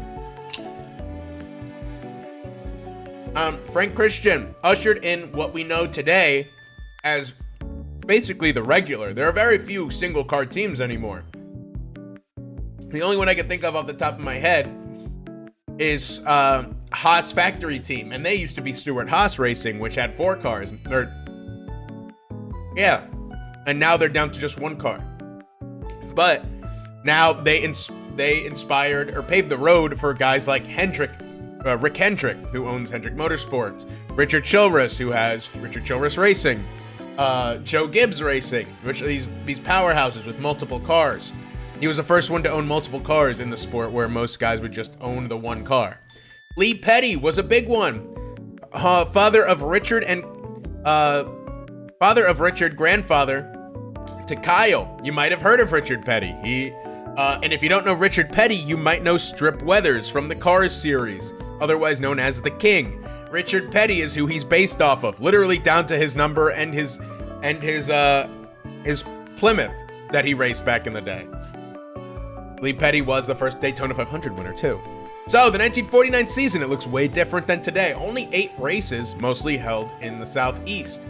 This is why a lot of fans, even to this day, think that NASCAR should be a primarily Southeastern sport. I disagree. I like when they get crazy with the schedule. But the first tracks, Charlotte, North Carolina, Daytona Beach, which does not exist anymore because it was on the beach, and they ran it down the street, the actual street of Daytona Beach, Florida. Hillsborough, North Carolina, Langhorne, which we'll get back to in a little bit. Hamburg, New York, which was Fairgrounds, that the track technically doesn't exist. Martinsville, Heidelberg, PA, and North Wilkesboro. Only North Wilkesboro and Martinsville are still on the schedule. Most of the original tracks don't exist anymore, which is really sad, and I love the idea of ghost tracks. No driver raced in every event. Most only participated in 6 because traveling was just too expensive back then. Going from South Carolina to New York, for example, was a lot for someone only making, maybe $1,000 if they won. They didn't bother making the trip. So keep this in mind. Again, like I said, they only raced 6 out of 8 races and still won the championship. And the championship was decided very strangely. It was decided by race winnings. So, you could race in Heidelberg, Pennsylvania, or Hamburg, but they wouldn't pay out as much as racing in Charlotte or North Wilkesboro. So if you don't want to make the trip up north, and it's not going to matter that much because the race winnings wouldn't even matter that much. So, your points for the season, not affected. So you don't got to make the trip. No incentive to go. Points are a big thing. In every sport, the main goal is to win the championship. NFL, how do you win the championship? You win the Super Bowl. You go through the playoffs, you win the Super Bowl. MLB, how do you win the championship? You go through the playoffs and you win the World Series. College football, how do you do it? You go through the playoffs, you win the national championship. Hockey, how do you win? You go through the playoffs, you win the Stanley Cup. Everything comes down to who won the championship. NASCAR is much different. They have had so many different ways to win a championship. You can see it here. Between 49 and 67, it was decided by race winnings. So if you just wanted to win the 500 and the Southern 500 and the World 600, you're making a lot of ground because you're winning these races that have a ton of, like a massive purse for the winner. I also just realized it says 1986 to 1971. That's a typo. That's supposed to be 1968 to 1971. It's mileage. So it's how many laps you finish, how many miles you finish. You get points. So it's not determined on the winner. So you could win every race, but all that matters is how many miles of that race did you finish. Very strange. And then the longest tenured point system we had was the Latford system. And it's a little complicated, so I'm going to read it off the slide here. Points are the same regardless of track. 175 points to the winner. 5-point decrease between 2nd and 5th place, 4 points between 6th and 10th, 3-point decrease from 11th onward, and you get bonus points for laps led and most laps led. This was the longest tenured point system in NASCAR history. Lasting, what, 35 years? Yes. So, this was equal points for every single race. A Daytona 500 counted the same as Martinsville, the 500-lap race. Also counted the same for the Coke 600, which was a 600-mile race. Did not matter. All you had to do was the better you finished, the more points you got. If you led laps, you led the most laps, you got more bonus points. This has some controversy. This is not a perfect system. However, it is what a lot of people consider to be the best system thus far. Because this is a full season championship. You need consistency to win a championship. What changed this was in 2003, Matt Kenseth was so damn dominant. He won one race, but he clinched the championship before the season was even over. Whereas Ryan Newman won 8 races, but he crashed so many times that he finished 6th. He wasn't even in contention to win the championship, not even close. And Roger Penske was a little upset about that, and then the next season they instituted the first version of the chase, which was the top 10 drivers in the season for the last 10 races get locked in. Everyone between 11th down, they cannot win the championship. This was the first instance of the playoffs, and it was called the Chase for the Cup. So the points were all reset, and then for the last 10 races, only the top 10 could race for the championship, and all the points were still counted the same. And then that was, yeah, Kachow. How the fuck do you have a Kachow? That's Kapow. Okay, I thought that said Kachow. I was about to say, how do you have a Kachow emote? Yeah, so I keep pointing like you guys can see where the fuck I'm pointing at. From 2004 on, the NASCAR did away with the full season championship, and they went on to do some form of postseason to be more like ball sports, which I hate. I hate that idea, but I'll get to that later. In 2011 to 2015, which is what I think was the best point system we've had, it was simple. 40 points for the winner, plus 3 points for each win.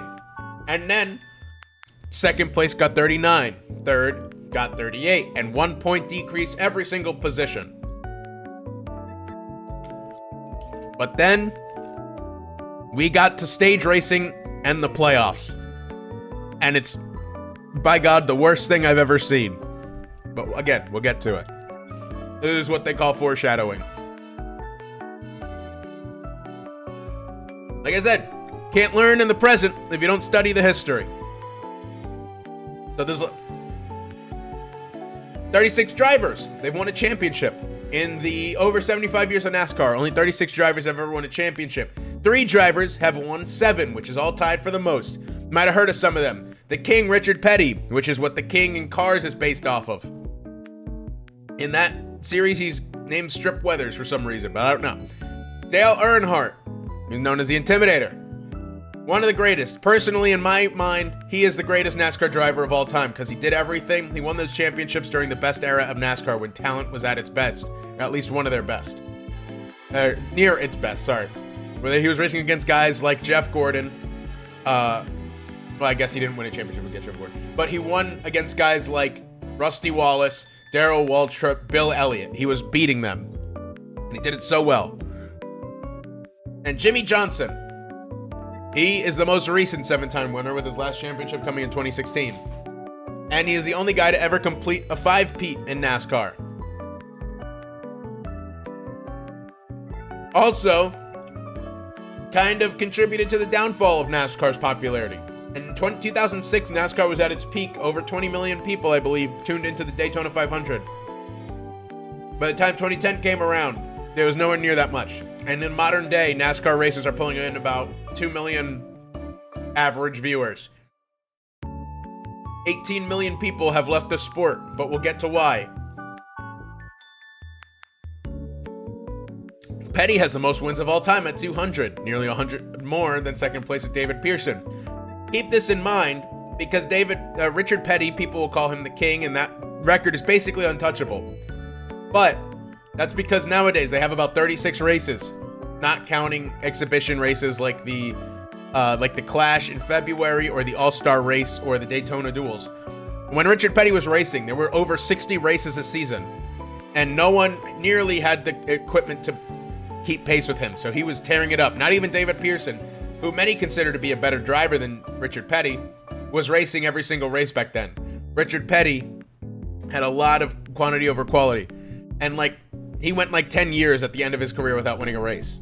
So make note of this when you're trying to decide on who the best driver was. More drivers of note. Bill Elliott, NASCAR's fastest man. He holds the unbreakable speed record of 212 miles an hour at Talladega, a 212 mile an hour average lap. So that man was soaring around that track. That track, you never have to let off the gas. You are constantly in the throttle. You never have to brake. He was the most popular driver because he was very, very gentlemanly and very appealing to fans. Only ever won a championship, but that's more than a lot of drivers have ever said, and he has 44 wins, one of the best. Darrell Waltrip, voice of NASCAR, at least in the 2000s, three-time champion, 84 wins, consistently seen as Dale Earnhardt's main competitor during their time in the 80s, the 70s and 80s. Three-time champion, and he was a color commentary god for NASCAR up until his retirement in 2019. And Mark Martin, one of the best to ever do it without a championship. This is how a lot of guys got into the sport, rooting for someone like this. They had personality back in the day. They had driving styles. Mark Martin was a clean racer. He never would turn someone for the win. Darrell Waltrip, he might cheat it up. Who knows? Bill Elliott, he was just outpace you. There's all different kinds of driving styles when it comes to NASCAR. And now we get to car generations. They had personalities back in the day. They unironically that, but they do now, and I'll get to that. So, there are 7 generations of stock car. Yes, Doc Hudson was based on a real car, the fabulous Hudson Hornet. The first generation of NASCAR, 1948 to 1966. It is basically, they just rolled it off a lot, and they put some numbers on it and some sponsors, and they raced it. Obviously, most stock cars, even today, are not the safest. And it was the deadliest generation of car in NASCAR. You can see that 13 Cup drivers were killed in this generation, 3 in 1965, just a year before they finally decided to move on from this car. A Hudson Hornet, I would kill to own one of these things. These things are beautiful. That track, Langhorne, it is literally, when they say NASCAR drivers drive in circles for hours, Langhorne was literally a perfect circle, and you could not let out of the throttle at all. And in turn 1, the G's would be so strong on a driver that they would throw up on themselves. Whoever decided Longhorn was a good racetrack, I want their brain analyzed. The 3 drivers lost their lives in Langhorne. More than that. Yeah, 18 total deaths in all events at Longhorne. There's a reason that track doesn't exist anymore. And as much as I wish it would have been preserved for a historic site, maybe it's a good thing that it was wiped out. Gen 2. Now you see where the king, Richard Petty, got his design from. That's the Aero Wars, baby. Now we're straying away from stock cars.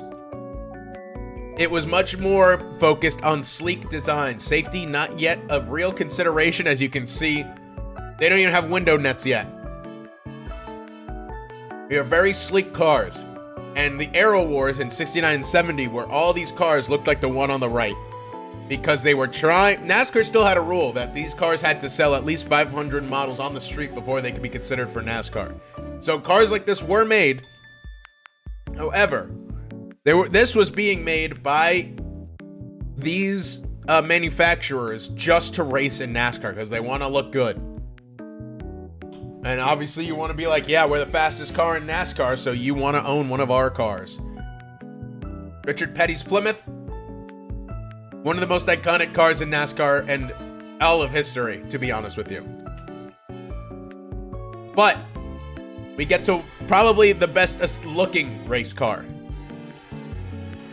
From Gen 2, you go to Gen 3.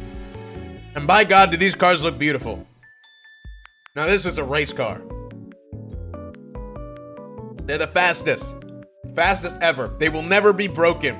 Bill Elliott's record at Talladega will never be broken because of what they call the restrictor plate. NASCAR race cars cannot go 212 on average anymore. They put a restrictor plate in them, which limits them, and it bunches them all up. You can't get spread out at Talladega anymore, or Daytona. You get bunched up, put in a pack. So you rely on the draft. So you can't reach those high speeds anymore. Very, very short lifespan. Even though I love how these cars look, and my realistic dream car is one of these Oldsmobiles from the 80s. But like, this is a race car, you know? Like, this is a fucking race car. But what most people consider to be the definitive NASCAR race car is the Gen 4.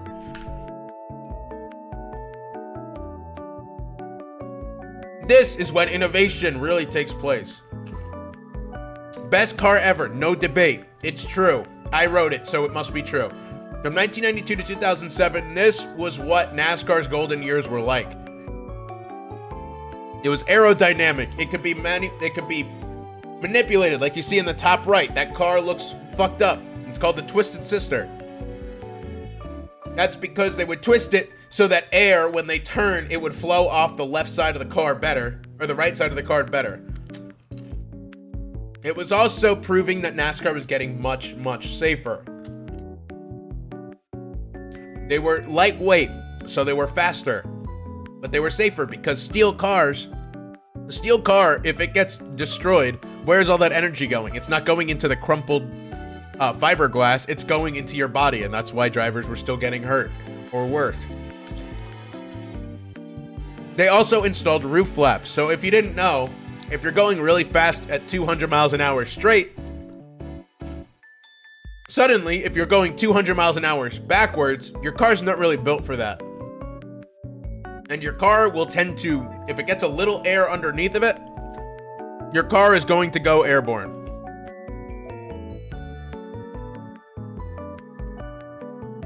Sorry, I was trying to get the tortillas out of my mouth.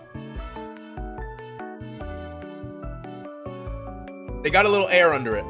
That car would flip, and it would flip a lot, and the car would fall apart, and the driver most of the time would be hurt. Seriously hurt.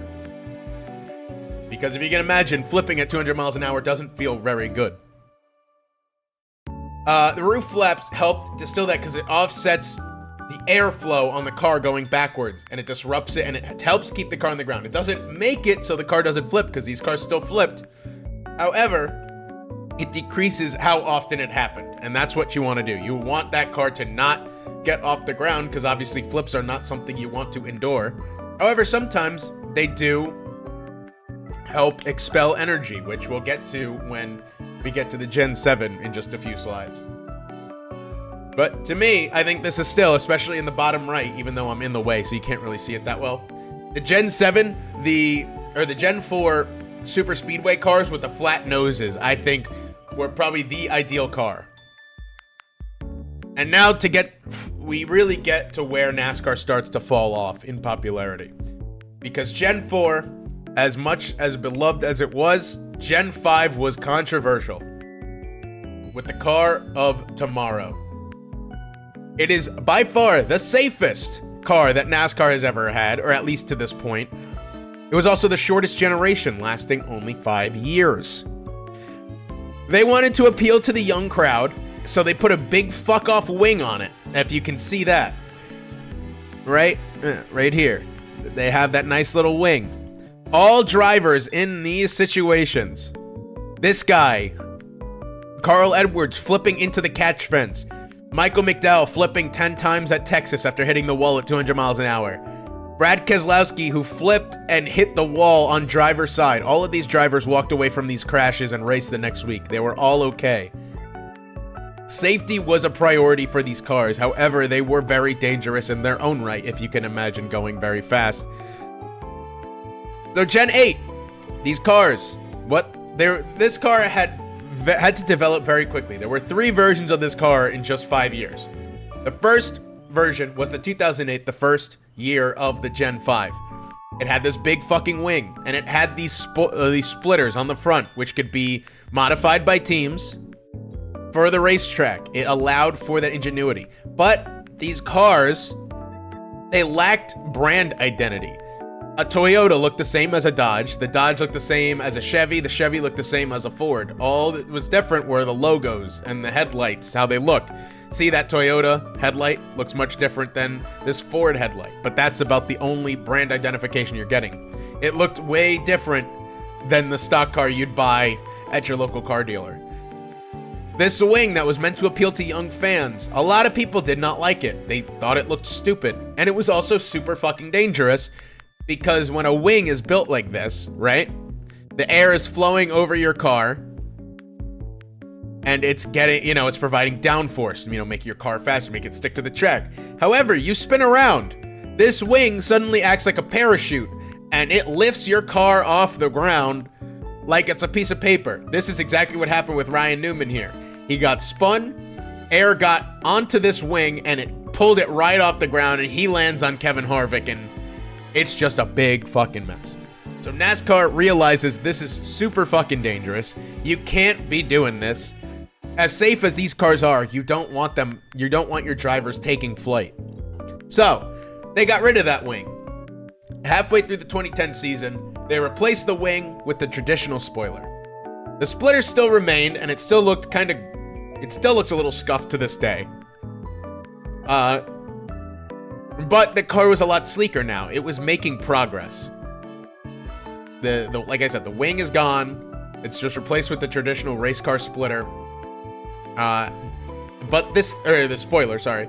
And the splitter, the issue that teams had with this is that, yeah, it works on the track, but if you get into the grass the slightest bit, this thing is fucked up and your day is done. The second this thing hits grass, it acts like a lawnmower, and it's also just a piece of fucking sheet metal, so it's getting bent, and your aerodynamics are all fucked up, and your day is over. You're basically just turning laps just to make sure that you are not, not just losing all the points. Just losing some. Now, the way you fix this is by making the best race car, in my opinion. My favorite personal race car was the Gen 5 in 2011. I think this car is fucking gorgeous. I think the racing was at its peak in 2011. It's one full piece again. The splitter is no longer a piece of sheet metal. It is built into the car. The spoiler is there. And it provided some of the best moments in NASCAR history and probably the best modern season of NASCAR. 2011. Now I'm going to rant a little bit about 2011. So, NASCAR has these things called crown jewel races. And they are the biggest races of the year. And they are the Daytona 500. At Daytona, it's usually the race that kicks off the season. It used to be the second race, but it's still the biggest race of the season. The Coke 600, or the World 600, depending on who you ask. World 600, longest race in NASCAR history. 600 miles. It's a test of endurance for both car and driver. The Southern 500, Darlington. It is one of the oldest tracks, still the oldest track, right beside Martinsville on the schedule, at least to that point. And the Brickyard 400. In 2011, we had some crazy winners at these crown jewel events. And if they weren't crazy winners, they were crazy finishes. So in 2011, the Daytona 500, first race of the season, it is down to Trevor Bayne and David Reagan, neither of which have ever won a Daytona 500. I don't think neither of them ever won a race to that point. I could be wrong about. Yeah, neither of them have ever won a race, period. And it is the biggest race in NASCAR history. They're racing for it at the end there.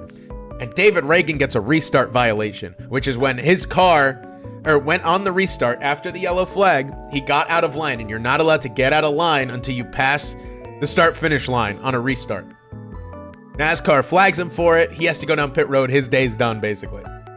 Trevor Bayne, making his second ever start at 20 years old, manages to win this fucking race.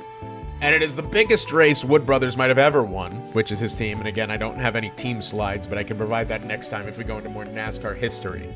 But Trevor Bayne, at 20 years old, wins the Daytona 500. It's the only race he ever wins in his career. And it comes in his second start ever. The World 600. Dale Earnhardt Jr., if you can't tell, the son of Dale Earnhardt, was NASCAR's most popular driver ever since Bill Elliott retired. He had been riding a 4-year losing streak to this point. His last win came in 2006. In 2011 at the Coke 600, on the final restart, he is leading this race. And there's 2 laps left. And Dale Jr. takes off on the restart. And there's a spin behind it, but they don't throw the caution. And they're just like, let's race it. Let's finish this race. And he's going. He's gone. He takes off. He's like a good second ahead of second place Kevin Harvick. And the crowd's going crazy. You know, he's the most popular driver in the World 600. He's going to break this losing streak of 4 years. White flag. He's still going strong. Everyone's on their feet. They are like screaming their heads off. And then he gets to turn 4. There's only 4 turns on a racetrack for the most part. Gets to turn 4. This man runs out of gas. And Kevin Harvick, who was just in the right place at the right time, passes him because he's out of gas, and he wins the race. The Southern 500. A few years earlier, this guy, my favorite driver ever, Tony Stewart. They were at Talladega. Tony Stewart in 2008 was not great. He had good finishes, but he had not won. They go to Talladega. And at the last lap, Regan Smith had never won a race. He's racing part-time for Dale Earnhardt Incorporated. And he's in second. He's doing really well. These restrictor plate races, they really tend to favor these underdog teams. He is behind Tony Stewart, and he's pushing him. He's pushing Tony Stewart. And they get to the final stretch. And at a super speedway, you are not permitted to go below the yellow line unless forced. Because then it's like a safety issue that they say, and it's just a rule they implement. I don't agree with the rule, but it happens.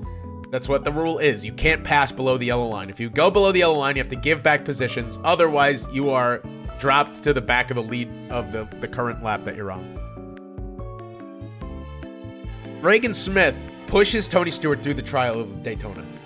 And he makes a move on him, and he tries to go underneath him. And Tony Stewart goes to block, but he's a bit too late, so he kind of bumps him down. He pressures him. And Regan Smith just turns left a little bit more, and he goes below the yellow line, and he passes Tony Stewart, and it is a side-by-side finish, and Regan Smith wins that race. But because he passed below the yellow line, it is ruled an illegal pass, and Regan Smith is sent from his first career win ever to the back of the line. He finishes 17th. Tony Stewart's awarded the win, and it's the only win he ever had at Talladega. At the time, I was happy because I was a Tony Stewart fan, and I didn't understand the intricacies of NASCAR. I just wanted to see Tony Stewart win. Now, it's like, Regan Smith probably should have won that race, but I'm still happy Tony Stewart won it. Fast forward, 2011. It is the Southern 500. Regan Smith wins that race, and he does it legitly, no controversy. He gets his win. It's the only technical win of his career, and he takes it home. And then the last crown jewel is the Brickyard 400. The Brickyard 400 has always been a test of strategy. It is not always about the racing, it's about the strategy. Paul Menard is a driver that a lot of people like, and to this day, a lot of people like him. Cheering for the car that looks the coolest. That is a perfectly viable strategy, and we will get to that. Paul Menard has not won in NASCAR. He's been talented, and he's been on an okay Dale Earnhardt Incorporated team, which is starting to decline because Dale Earnhardt obviously passed in 2001, and this is now 10 years later. The Dale Earnhardt Incorporated would eventually fold and sell all their belongings. So Paul Menard goes out at the Brickyard and they make a call to stay out for gas while everyone else is running out of gas, and he's just trying to leverage the throttle and not run out. Again, for the only win of his career. 3 of 4 crown jewels that year were the only win of those drivers' career. Trevor Bayne wins the Daytona 500. Regan Smith wins the Southern 500. Paul Menard holds off Jimmy Johnson and wins. Was it Jimmy Johnson or was it Jeff Gordon? Either one. Either way, he held off Hendrick, who's like the winningest team in NASCAR history. Holds them off, gets the only win of his career. And we get the term of hard for Menard. But that's neither here nor there. Then we get to this guy, Tony Stewart. He is having a year that he would rather forget. He is winless in the regular season, the first 26 races of the year. By this point, 2011, the playoffs, or the chase still at that point, had been expanded to 12 drivers. Tony Stewart just barely makes it in. Like I said, has not won. And in an interview before that race, he said, if we make the playoffs, we're just taking it. We're taking a spot from somebody who deserves it more. Playoffs come, points reset. Tony Stewart wins the first race, and he's like, okay, we won a race. Fine. He wins the next week, too. He wins 2 races out of the first few, and then he wrecks like the next week, I think. But then he comes back and wins again. He's got 3 races won in like the first 4 of the playoffs. So now all of a sudden it's like, this is getting interesting. And he's doing really well. He's getting consistent finishes. And then, at Phoenix, he wins again, and he beats this guy, Carl Edwards, who has been so consistent all year. He has one win all year, but he has been so consistent. He has been the guy to beat. He's in front every week, just always towards the front, always in the top 5. Going into Homestead, the final race of the season, Tony Stewart and Carl Edwards were separated by 3 points. Excuse me, sorry. The only way Tony Stewart is winning this championship is if he wins this race. That's the only way he can ensure that, or Carl Edwards wrecks out, but obviously they're not going to wreck each other. Tony Stewart has to win this race. He goes into Homestead winning 4 out of 9 races. In the first run, the first green flag run, there is a crash, and a piece of debris punctures the front of his car. That's what this tape is. Punctures it. He has to go down pit road under yellow. He drops to the back of the field while they patch his car up, and it's looking bleak. It's looking like it's over. He goes out there and he starts passing cars left and right. But then he has to go to the back again. Hello, menu. Welcome in. We're explaining somehow how cars going left very fast is very cool, actually. He goes out there and he starts passing cars again. And Carl Edwards, all the while, is in the lead. He is leading this race. Tony Stewart, it doesn't matter what he's doing so long as Carl Edwards is winning this race. If Carl Edwards wins, it's over. Carl Edwards is a champion. Tony Stewart that day passed 130-something cars. Over 130 cars on the racetrack. And every time they got a restart, he would just dive bomb into these turns. He does not care. Tony Stewart, after a rain delay, almost gives Edwards the win. His car using the wall to accelerate. Oh, you know of the... Oh, he knows the Hail Melon. Oh my God, I'll have to talk to that later. I'll talk about that later, and I'll pull up that video too. So, Tony Stewart goes out there. He's passing these cars, and on the last restart, he gets around Edwards. And he wins that fucking race. So Tony Stewart, who said he didn't belong there, he wins 5 out of 10 playoff races and wins the championship. His 3rd and final championship of his career. One of the greatest finishes of any NASCAR race. Probably my favorite NASCAR race ever. Because it was so impressive. So damn impressive. And just to cap off a season that was so full of crazy storylines and crazy finishes, you get one where a guy had to pass 130 cars with a hole puncturing the front of his car. And then NASCAR decides 2 years later, this car sucks, let's get rid of it. Gen 6. It's back to speed. There's a lot of fucking horsepower. These cars were tearing ass. There were reports of them testing 1,000 horsepower, and those cars at Michigan, which is a wide open track, Those cars were reaching speeds of 225 miles an hour going into the turns. We get cars that look like their old self again, like if you bought a Toyota Camry during this time, it looks exactly like this. However, this was when the sport started to shoot itself in the foot. Because in 2019, they lowered the horsepower. I said they were testing 1,000 horsepower. They shot it in the foot. They went to 550.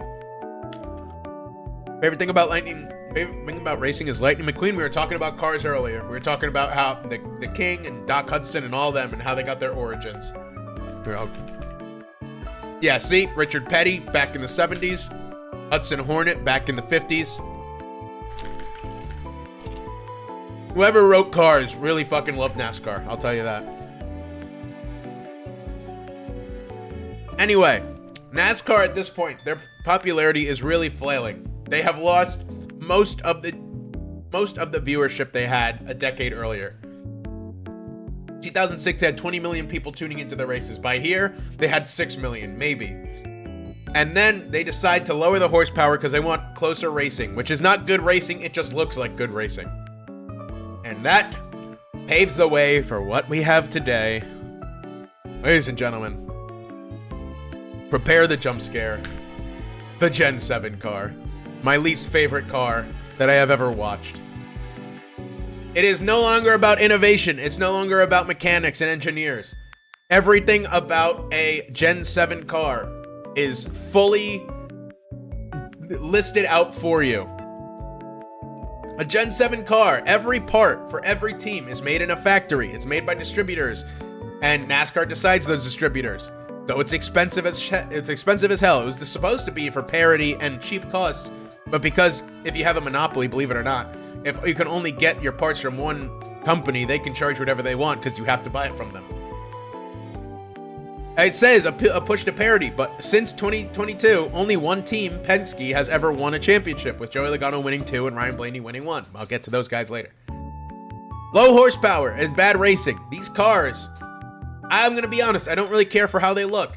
These numbers getting pushed up after always being in the center here forever, for fucking ever, the cars being right below the window net, they decide, what if we just push those fuckers up? And that looks like ass to me.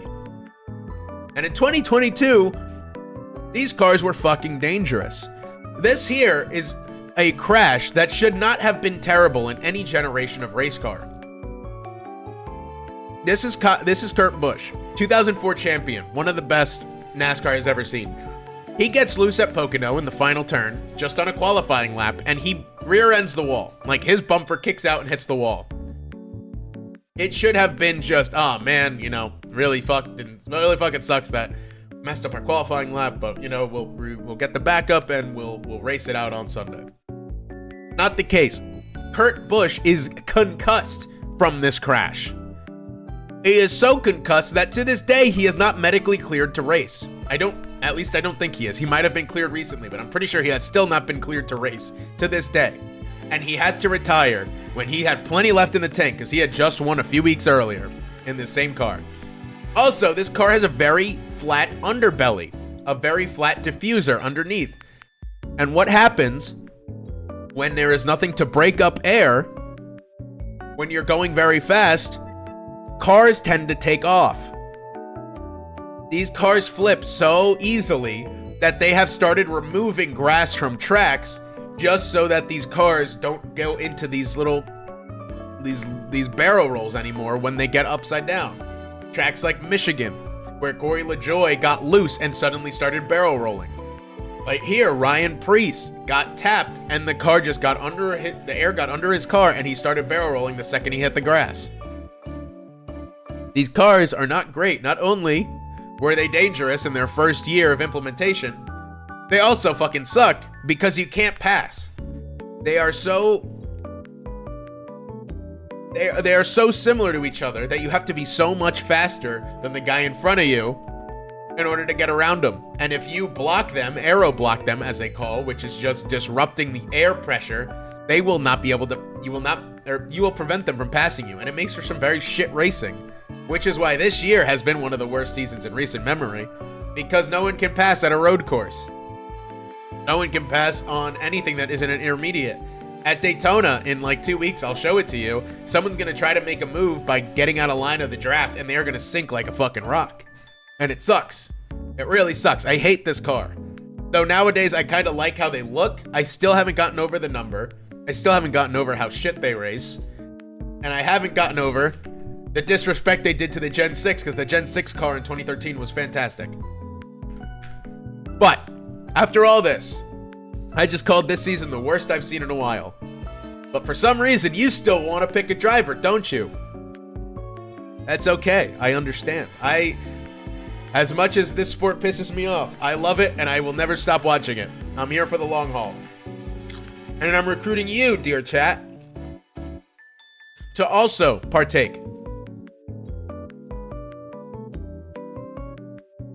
There are many things to consider when picking your driver. When I was young, and I picked my driver, I literally said, whoever wins this race is going to be my favorite driver. And the only driver I knew was Jeff Gordon, and he was leading at the time. And then he crashed, and I was like, well, damn, I guess I'll have to pick someone else. And then Tony Stewart won that race, and ever since, he was my favorite driver. Recently, Tony Stewart retired in 2016, so I was without a favorite driver for a while. I bounced around from like Kyle Larson to Martin Truex Jr., and just none of them really stuck. Until very recently, a few years back, when I'll get to the next slide. A lot of things come into factor when you're choosing a driver. You can choose someone who wins a lot if you like watching your driver win, if that's the most important thing to you. You want somebody who is a clean racer or a chaotic racer. That could be something. You want someone with personality. You want someone who sticks out from the crowd and isn't cookie cutter. That could come into it too. You just root for a team. There's guys like Hendrick, where you can just root for anyone driving a Hendrick car, anyone driving a Joe Gibbs car, anyone driving a Chevy, anyone driving a Toyota, anyone driving a Ford. There's only 3 manufacturers in NASCAR right now, with Dodge potentially coming back. They're already in the truck series, but we'll get to the lower series at another time. Personality. Here are some examples. Bubba Wallace is my personal favorite driver. He's very outspoken, and he's an underdog. He has only ever won 3 races in his career. One of them came about 2 to 3 weeks ago at the Brickyard 400, and I'm really upset that I didn't stream that race because I was screaming. I lost my voice that day. Haven't seen him win a race, and to that point, because I wasn't a Bubba Wallace fan the last time he won, which was in 2022. I don't know why I said it like that. 2022. I had not watched my favorite driver win a race since 2016 when Tony Stewart did it. So this was my first time watching my favorite driver win in almost 10 years. He is an aggressive driver, but he has matured a bit. He is no longer the hothead he was. He has matured a lot. He has calmed down. But he is still very funny. And if you follow him on social media, he is pretty entertaining. This guy, who, dear main you, as mentioned, Ross Chastain. He is a fucking psychopath, but I love him for it. He is the epitome of someone just happy to be there, but is going to do anything it takes to win because he is there. And I am going to pull up a video real quick. Oh, you guys don't need to see that. I'm going to pull up a video real quick of what Maine was talking about as I pause this real quick. He's talking about the Hail Melon. Now, to tell you what is happening right now, or what I'm about to show you. Let me see if I could find a good video of it first. NASCAR has to have a video. Oh, wow. My own stream came up on recommendation. That's a little weird. Is this it? Yes. Okay. I found this video. Let me get here. So, to explain why this is a significant move. Here, you get this. To explain why this is a significant move. NASCAR and the playoffs. They suck. However, they do make exciting moments, which is all they care about. So I guess they fucking win in that category. You see this on the bottom here. The way NASCAR institutes its playoffs now is in 2017, they implemented it. So there are 10 races at the end of the season, which is always, like always. And there are 16 drivers now that can make the playoffs. It goes 3 races, and the bottom 4 drivers are eliminated. So it cuts the field from 16 to 12. Another 3 races, the field cuts down from 12 to 8.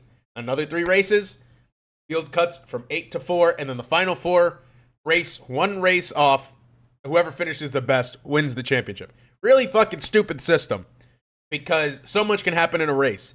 And it is not like the NFL in the Super Bowl where you're only playing one other team. In the MLB where you're only playing one other team. NHL, any other stick and ball sport, doesn't make any fucking sense. Because you're racing all fucking 40 drivers out there. But in order to advance, you need to win and get in. So, if you win any of those races, you automatically advance to the next round. So if you win that first race, you punch your ticket. You can fucking take a nap at the wheel if you want to. You could run 1 lap and just pass out, and you'll be good. Which is why I don't like it, because it makes it so other races are... So Joey Logano already won. He didn't need to run 7th. He could have turned 1 lap and just went to bed. Wait a minute. Yes, okay. Christopher Bell. He needs to win this race to get through. Yeah, he needs to win this race in order to make it through. And then the next 2 here are Elliott by 5 points, and keep in mind 1 point per position. Chastain, he is in 10th. Hamlin is in 5th. He is almost 2 full seconds behind Hamlin. Ross Chastain needs to pass 2 cars to get into the final 4. And with this car, it is really fucking difficult to pass. So what you're going to see here is keep an eye on Ross Chastain down here. Keep an eye on what he does. Less than 2 laps. So he's just turning laps right now. Denny Hamlin just put another car behind him. To do it again. He's already won his way to the next round. Yeah, see, still. 2 cars, there are a bunch of cars separating Hamlin right now. If he wins, And Ross Chastain knows he's not going to get 2 positions here. right now, Denny Hamlin, 2 points. I'm just going to let it play out. The championship 4. Bell out of turn 4. He's going to do it. He's won his way into the championship. Let's go get us the championship. Look at that. That man just rode that fucking wall. He put that shit in the wall and hit the gas. He did not brake. He went from 10th all the way to 5th in 1 fucking turn. And they make the advance, which was one of the craziest things I've ever fucking seen in my life. I got to watch this thing live. Look at that. I have never seen anything like that before in my life. Look at that. Isn't that fucking nuts? Would you have thought to do that? Around the wall in 3 and 4 at Martinsville. Unbelievable. What a fucking move. That alone, I had been like in and out of NASCAR for a few years to this point, and I'd been like watching only a few races a year.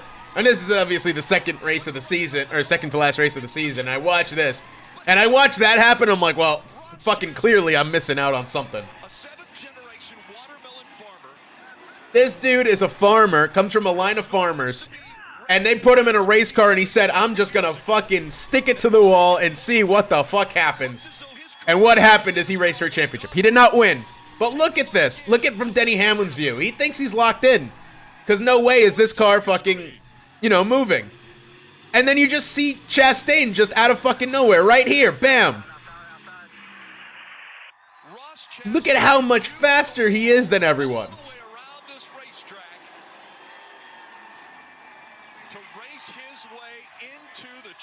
How fucking nuts.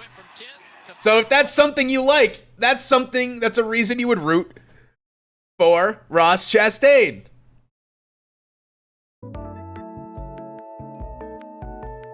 I don't know how else to sell him to you. A guy like that who is just willing to put body and machine on the line just for some points. And like I said, he is not a Nepo baby by any degree. He almost didn't have a career because his sponsors were full of scumbags when he was on the rise in the Truck and Xfinity series. He makes his name now, and he won his first crown jewel earlier this year. He won the World 600. Very deserving. It's very good to see Ross Chastain win. I like Ross Chastain a lot. He's a guy I root for a lot. Ryan Blaney here. You can't really see him because, I mean, you can see his face, so that's all that matters. He is a bit of a hothead. Every time something happens, he is on the radio yelling about it. But he usually keeps his cool. He doesn't usually get revenge on anyone. He is just, if you listen to him on the radio, if someone fucks with him, he's going to let them know, and he's going to be very dirty mouth about it. But I like him. I love his personality a lot. But if personality is not what sells you, performance maybe. Denny Hamlin, he's kind of a bridge between, because he has a personality too. Makes sense. The wall is smooth enough. It can be used as a guide. So, interestingly enough, this would not be able to be done in previous generation of cars. That 2022 car was solid as hell. I mentioned it when it came to Kurt Busch's and Alex Bowman's concussion. That car is very solid, so it took a beating, but it transferred that energy to you. It's like the driver. Ross Chastain literally could not have done that any other time because he just slammed it into the wall and the car didn't fall apart. It just took a beating and he was able to accelerate. And nowadays, because of that move, it is now illegal to do that because everyone would be fucking doing that if they didn't make it illegal, which I think was the right move. But in the moment, it was very fucking awesome. And he does do stuff like that very frequently. Guy on the right looks like a worm. So, Denny Hamlin. That's Mama Meringue's favorite driver. He's been in NASCAR since 2006. Going on almost 20 years now. He is very good. He has the most wins, I believe, of any driver without winning a championship. He's in the 50s, going on to almost 60 career wins.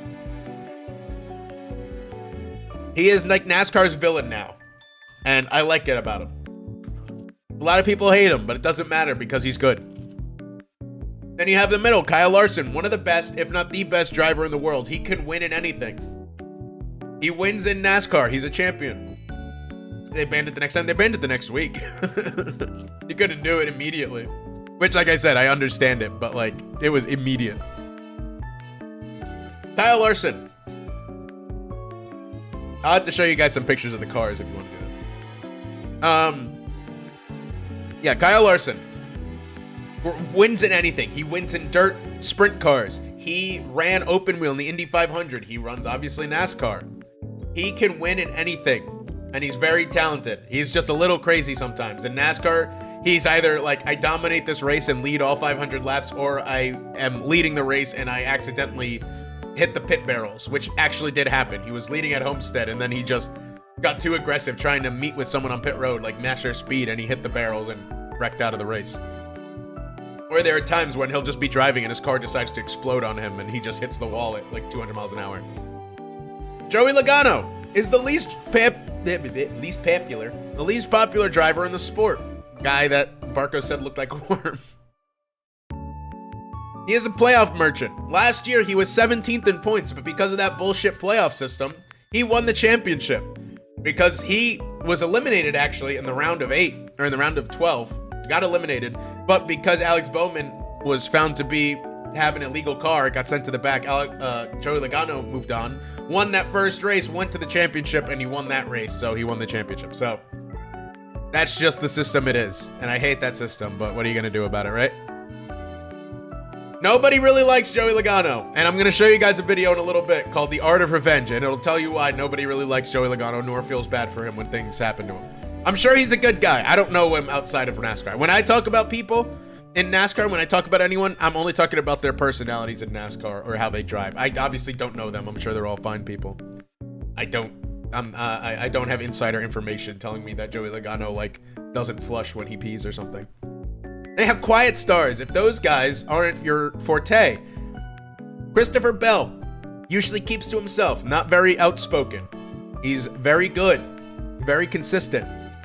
If it was a full season points format last year, he would have won the championship. Chase Elliott, son of Bill Elliott. Very private, does not like to put on the personality that a normal NASCAR driver would. He doesn't really forward the sport. So like when they did NASCAR Full Speed on Netflix, he did not want to be a part of it. He doesn't try to push any advertising. He's just kind of there. But he's very good. He's very consistent. And then Chris Buescher, also a guy who doesn't really talk that much, not really in the media a whole ton. But very, he's an underdog mentality, very talented. He has won a few races. He's won on super speedways. He's won on ovals. He's won on triangles. He's won at road courses. You can do it all. And then you had the old heads. I believe this is my last slide. Yep. Yep, guys. Like Kyle Busch, he was my father's favorite driver, Papa Meringue. He has been racing since 2005 in Cup Series, 20 years now. Had the most consecutive seasons with a win in NASCAR history. Two-time champ, won in 2015 and 2019. But has not won a race since 2023, and he has a worse string of bad luck. You have Brad Keselowski. He's kind of ending his career is kind of coming to an end. You can kind of see it's in the twilight of his career now. But he's an owner driver now. He had a really good career. Obviously, he's a champion. He won a lot of races. But he left a really good Penske team, which clearly Penske has won the last few seasons, championship the last few seasons, to go race for Roush Fenway Keselowski Racing to be an owner driver. So he's preparing himself for after his career. He has sacrificed short-term success for long-term success, and he has won a race. I went to a race. I did see his last race in person. That he might have won. His last win in person. I might have seen it, depending on if he wins again. We have AJ Allmendinger, only 3 career wins, but he is a road course warrior. Been in Cup since 2007. Really fucking good on road courses. He's always one to keep an eye on. What was I gonna fucking show you? Oh yeah, I was gonna show you the Art of Revenge. But we're gonna take a quick intermission now that the slides are done. If you have any questions, please prepare them. I'm going to run to the bathroom and get a refill on my drink. I'll be right back. Don't go anywhere.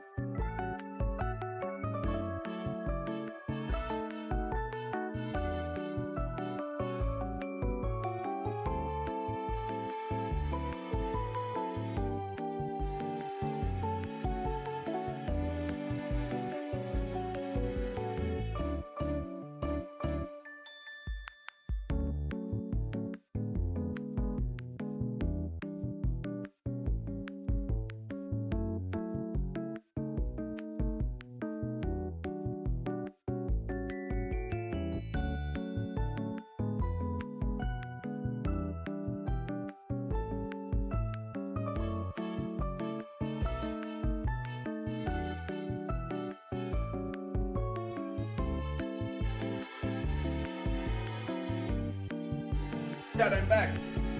Chat, I'm back. Hello, hello, hello. So, our presentation for the moment has ended, but I will be showing you a video to help bring you up to speed. And in this video helped me get back into NASCAR. And I think it is very important for what this sport is and what it was and where it went. Oh, fuck. Hold on. Let me know if I need to turn it up. I think I do need to turn it up because it was like background music. Can you make these cars legal to drive on the street? People have, actually. I have seen, I mean, they are stock cars, technically. Yeah, good old Implement. I love this guy. Yeah, so you can make these cars street legal. Some people have. Someone found a prop car that they used for the Ballad of Ricky Bobby or Talladega Nights, and they made that street legal. Alternatively, you can buy cars or trucks or whatever and make them look like stock cars. There, where I live, has like a big local racing scene, and I have not gone to any local races yet, which I'm ashamed to say. But you can just go on like Facebook Marketplace, and all around me, they're like, yeah, here's a late model, selling it for 10 grand. Here's an old cup car, I'm selling it for like 12. It's like, man, I wish I had that kind of money. I want to buy a fucking stock car. I wish I could buy, Brad Keselowski's fucking Arca car or some shit like that. All right. Oh. Use your signal, you cow! When you're stuck in traffic, it's easy to lose your temper. Like I said, sometimes we encounter other drivers so insanely idiotic that they make us question who decided to give them a license. Driving this poorly should be a crime. Sometimes it is, and the problem elegantly solves itself, but most of the time, the idiot just gets away scot-free. Not content with the unfairness of it all, a few of us will try to take justice into our own hands, often with less than fortunate results. Before you plan an act of road retribution, you may want to seek out wisdom from the experts. Boy, Brian Vickers, Dale Earnhardt Jr., that ain't gonna work, boys! Motorsports feature the most talented drivers in the world, but they still succumb to the same emotions as the rest of us. Yeah, the With current gen potentially cars millions of dollars were on the meant line, to look like they were patience rolled on the off the racetrack lot. runs very thin.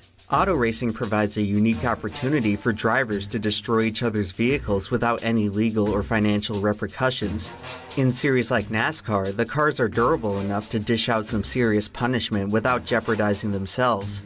Most racing accidents are just that, accidents. But in NASCAR, a few wrecks are not just intentional, but premeditated. On track, the best drivers are just as skilled at retaliation as they are at racing. Revenge in NASCAR comes in many forms, some more elegant than others. Well, rule number one of stock car racing is learn how to wreck someone without wrecking yourself. The most proficient retaliators are discreet enough to make you think twice over whether or not it was even on purpose. But by far the most entertaining revenge is the opposite of discreet. See, that wing just picks up the car and flips it over. In this video, I'm going to talk about 7 cases of revenge so outrageously blatant that nobody could see it as anything other than pure, unadulterated retribution. Our first tale comes from the winding turns of Sonoma, California, one of the few road courses on the NASCAR schedule. These types of tracks give NASCAR drivers the opportunity to do something they rarely ever get to do, turn right. Rewind! That can't work! And Sonoma's most eventful right turn is without a doubt turn 11, a tight hairpin that forces drivers to decelerate from 120 to 40 miles per hour in just a few seconds. In one race, 2 drivers are about to get very familiar with turn 11 and each other. Who's that guy on the right? It's lap 37 of the 2011 Toyota Save Mart 350. Tony Stewart has a fast car, but he's stuck back in traffic. Tony's getting a bit frustrated with Brian Vickers, who refuses to give up his position. By the time they reach turn 11, Tony has had enough and dumps him. Oh, he locked it up! Vickers around! During this time, Tony Stewart is one of the most formidable and aggressive drivers in the sport. If you raced him the wrong way, he would not hesitate to take you out of contention. Over the years, dozens of drivers have fallen prey to Stewart's retaliation, and for a moment, Vickers looked to be yet another victim. The race continues and Tony works his way through the pack. By lap 85, he's cruising to a top 5 finish when the broadcast cuts to commercial. When they come back, Tony Stewart has been sent to the Shadow Realm. It took Brian Vickers more than 50 laps to get back to Stewart, and when he did, he sure made the most of it. Vickers hooked Tony at the precise speed and angle to strand him on the tire barrier, knocking him out of the race entirely. A well-orchestrated act of payback, but one that would ultimately prove inconsequential in the grand scheme of things. Vickers may have won the battle that day, but it wouldn't stop Tony Stewart from eventually winning his 3rd and final Cup championship that season. At the very least, though, Tony didn't wreck anyone else for a while after this. They say that revenge is a dish best served cold, and in NASCAR, some drivers prefer to bide their time before dishing out their payback. Oh! And Jimmy Johnson gets turned right in the front. Mark Martin. And he's not waiting to get in the ambulance, I don't think. I think he's waiting to wave to his favorite driver right now. Let's see. In the 2000s, Robbie Gordon was possibly the only NASCAR driver more aggressive than Tony Stewart. Robbie was the racing embodiment of chaos. His decisions on the racetrack seemed to be governed entirely by impulse. He would do things on the track that seemed completely pointless to anyone else but him. This is just what drives me crazy. Robbie Gordon is worried about a lap car, and he lets Tony Stewart take the lead. These loose cannon antics made him one of the most entertaining drivers to watch. He was the driver to boldly go where no other driver had gone before. Robbie Gordon, California kid, is going to win the Dodge St. Martin 350. Robbie Gordon was most well known as one of NASCAR's best road course racers, but his most bombastic moments would come at the Magic Mile in New Hampshire. In 2001, Robbie would infamously score his first ever NASCAR victory there by moving Jeff Gordon out of the way. In the 2004 race, he would get spun by Greg Biffle and then hunt him back down like a heat-seeking missile, taking out 2 other championship contenders in the process. But believe it or not, this wasn't even the best example of Robbie getting revenge at New Hampshire. Tony Stewart is like everywhere So in this based video. on what we've seen so far, it's generally a bad like every idea time to you piss see off Robbie something Gordon on the happen, racetrack. Tony Stewart is nearby. In the 2005 Sylvania Could not 300, could not Michael escape. Waltrip did just that. By this season, Robbie Gordon had become fed up with answering to any team owner above him, so he opened up his own team. He would run the 2005 campaign as NASCAR's only owner-driver. Financing your own race team comes with a lot of autonomy, but at the cost of a lot of, well, money. Any on-track mishaps would now have to come directly out of Robbie's own pocket. Considering his track record at that point, it was a pretty risky spot to be in. So how did Robbie do in his first year as his own boss? Pretty awful. By September, he has only 1 top 10 and has failed to qualify for 4 races. He's sitting a dreadful 36th in points, but he has a pretty decent run going at New Hampshire. That is until, while under caution, Michael Waltrip hooks him into the wall and totals his car. Needless to say, Robbie Gordon is not happy. About the 15, then he said, NASCAR, I hope you're listening. I will pay Michael Waltrip back. Robbie Tony vows Stewart's revenge there against again. Michael, but after Just in many the months of background inaction, of all of these. everyone has pretty much forgotten about it. The following Tony July, Stewart was the Cup everywhere in Series the returns to New early Hampshire. 2000s. In 2006, That good? Waltrip had become the co-owner of his own racing team, and just like Robbie the year before, he was struggling. Late in the race, Michael finds himself lined up behind who else but Robbie Gordon. Everyone else may have forgotten what happened the year prior, but Robbie sure hasn't. Our guys are trying to come back to it. How did that happen? He's crashed back there and broken the radio. Robbie Gordon didn't have many victories in his NASCAR career, but when he did win, he made sure to do it in a way that was unmistakably his. Drivers like Robbie are all but extinct in NASCAR today, but back in the day, it was common to see lots of drivers march to the beat of their own drum. If you were looking for a driver to inspire excitement, then perhaps you'd find it in Mr. Excitement, Jimmy Spencer. It's going to be a drag race to the checkered flag. Jimmy Spencer wins it. Jimmy Spencer would get into a litany of fights and altercations over the course of his career, but none was more heated than his feud with Kurt Busch. At the turn of the millennium, Kurt Busch was one of the fastest rising talents in the sport. In 2001, he was promoted to a full-time Cup ride at just the age of 22. In his rookie season as NASCAR's newest phenom, I'm one to talk, Kurt I got Busch wolf got ears. rocked. He finished 27th in points with 7 DNFs, and his biggest highlight of the year was being the last guy Dale Earnhardt ever flipped off. It's tough being a rookie at NASCAR's highest level, a lesson Kurt learned in the 2001 Phoenix race where he got turned by Jimmy Spencer in front of the entire field. Welcome to the big leagues, kid. At this point in time, Jimmy Spencer is in the opposite position of Kurt Busch. He's in the twilight of his career and his best days are long behind him. But in the 2002 Food City 500 at Bristol, Jimmy Spencer has the opportunity to do something he hasn't done in nearly 8 years: win a Cup Series race. He's running second with just 60 laps to go and reeling in the leader. The only problem is that the driver running first is the same guy Jimmy Spencer wrecked just 5 months earlier. Of course, Kurt doesn't cut Jimmy any slack. Oh, he hit him. Busch got under him and muscled Jimmy Spencer. You don't see that often. Now, Kurt Busch is a first-time Winston Cup winner at Bristol. On this day, youth prevails over experience. After the race, however, Spencer ominously warns that the young driver still has much to learn. There's a lot of things you can and can't do, and one thing you can't do is just beat and bang with people. And some guys have to learn. They just have to learn the hard way. 5 months later at Indianapolis, Spencer punted Busch at over 180 miles per hour. He just booted him out of the way. Kurt is absolutely livid and trashes Spencer in the post-wreck interview. We spun and that put us in a bad position. Back there with the decrepit old has-beens, I guess. The feud continues to escalate until it reaches a boiling point in the next year's race at Michigan. Kurt swerves into Spencer trying to cut down one of his tires. After the race, Spencer reportedly marched over to Kurt's car and punched him in the face. Jimmy got out of the car, approached Kurt Busch, and actually punched Kurt Busch. Kurt left with a bloody nose and a chipped tooth, prompting NASCAR to suspend Jimmy Spencer for the next race. Now, at this point, it's important to recall that Jimmy Spencer has thus far demolished 2 of Kurt's race cars and his face, and the fans love him for it. The next race is littered with free Jimmy Spencer signs, and Mr. Excitement is arguably the most popular he's ever been. Sometimes a NASCAR feud represents more than just a simple disagreement between drivers. Kurt Busch and Jimmy Spencer symbolized a clash of generations in a changing sport. In the eyes of many fans at the time, Kurt Busch embodied a new wave of prima donna drivers who lacked the struggle and grit of seasoned veterans like Jimmy Spencer. I mean, what happened last week was an assault after the race, and what had happened leading up to that in the past was I've got 2 wrecked race cars out of it, and I don't respect Jimmy Spencer.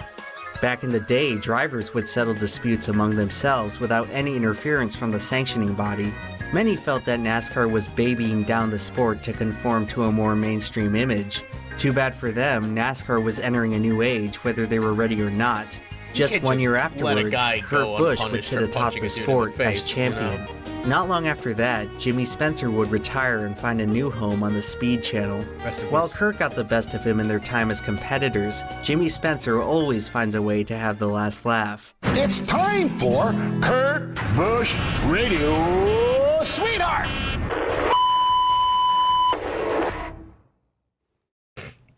Despite starting off as polar opposite rivals, Kurt Busch and Jimmy Spencer didn't end up being so different after all. NASCAR is always changing. Cry as you might, you can't stop the future.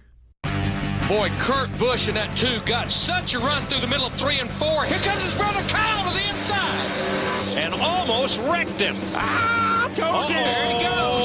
I told you. One of Kurt Busch's many career rivalries was a sibling rivalry with his brother Kyle. If Kurt was a can't-miss talent, the younger Busch brother was a generational prodigy. While it took Kurt until age 23 to win in the Cup Series, Kyle did it at just 20 in his rookie season. Currently, he's in the conversation with Jeff Gordon and Jimmy Johnson as one of the greatest drivers of NASCAR's current era. In 2007, all 3 of these drivers raced on the same team, Hendrick Motorsports. Unfortunately, such great amassments of talent don't tend to stick around for very long, and come the middle of the season, Kyle Busch wants out at Hendrick. Just like his brother, Kyle Busch had the tendency to lose his temper, and had reportedly worn out his welcome with team owner Rick Hendrick. Despite his skirmish with Kurt in the All-Star race, Kyle Busch's greatest rival wouldn't come from his brother. It would come from his replacement. Junior spinning! Junior spins up in front of McMurray. By the mid-2000s, Dale Earnhardt Jr.'s race team was on a downward spiral, and he was about to become the biggest free agent in all of NASCAR. As the sport's most popular star, Dale Jr. would provide an immediate boon to any team that signed him. Naturally, one of the first team owners to approach Jr. was Rick Hendrick. Beyond the appeal of joining NASCAR's most successful team, Jr. bonded with Rick Hendrick on a very personal level. Both had suffered tragic losses of family members earlier in the decade. With all that considered, Earnhardt and Hendrick were a match that seemed destined to happen.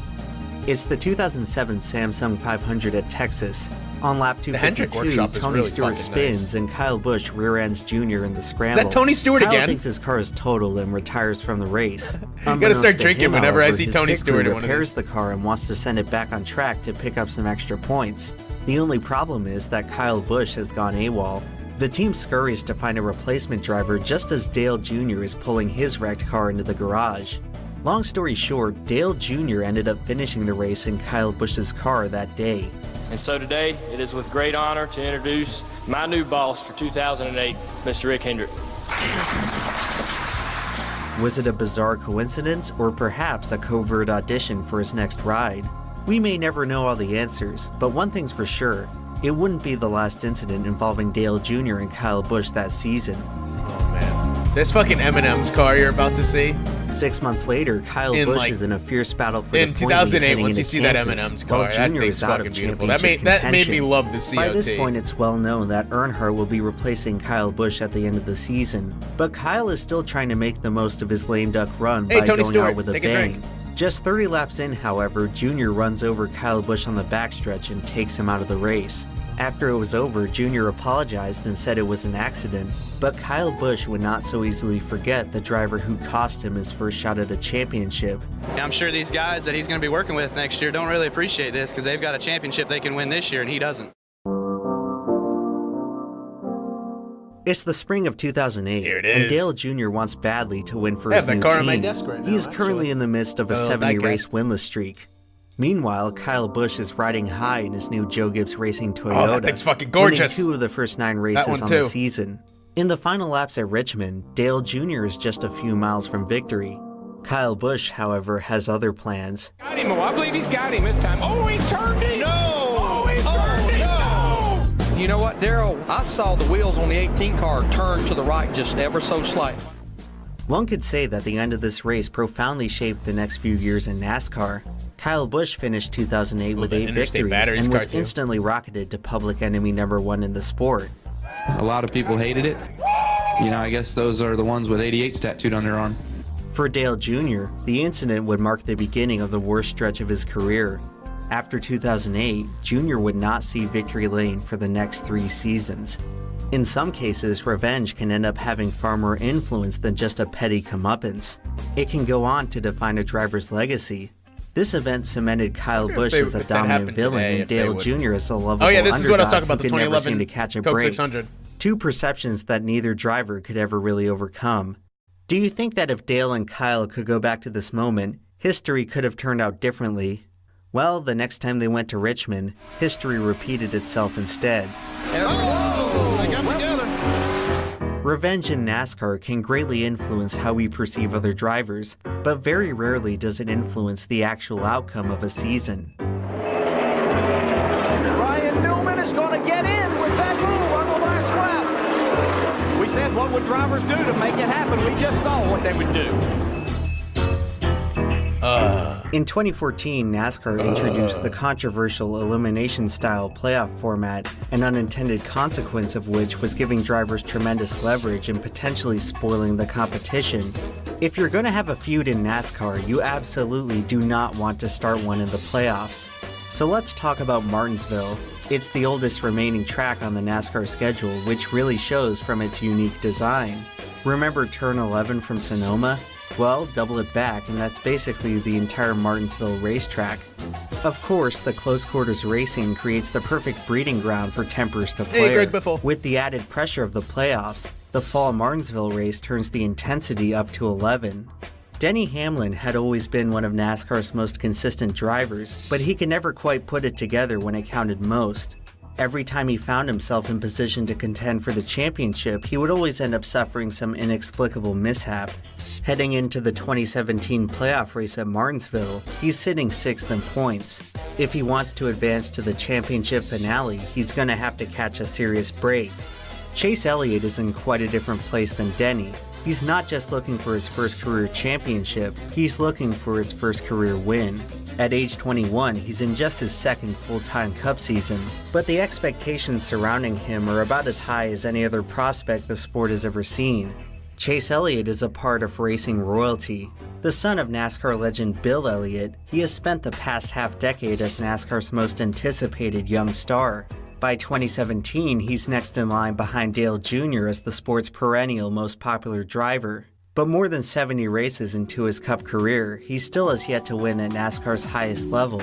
Today at Martinsville, Chase has a pretty good shot at finally breaking through to victory lane. Winning here wouldn't just validate the talent of the young phenom, it would punch his ticket to the championship race. He's led over 100 laps so far, and with just 4 laps to go, he pulls ahead of the field and looks to be cruising to a fairy tale ending. Too bad for Chase, the driver behind him is Denny Hamlin, who is not about to let another opportunity go to waste.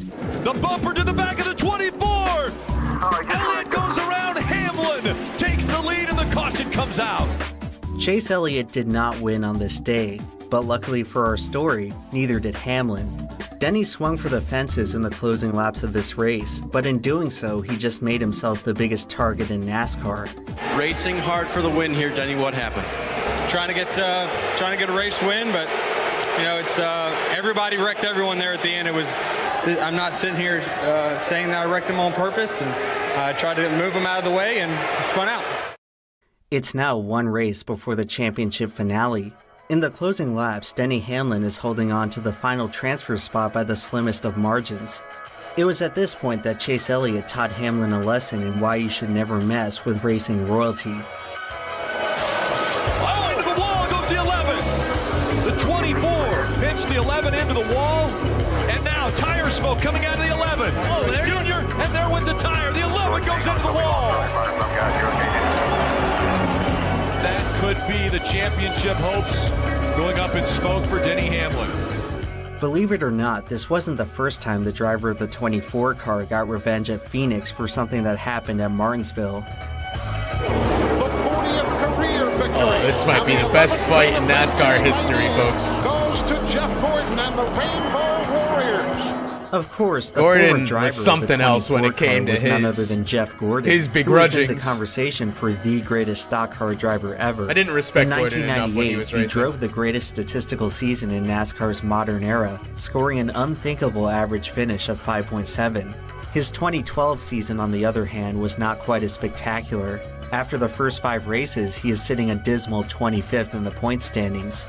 He's looking to turn his luck around at Martinsville.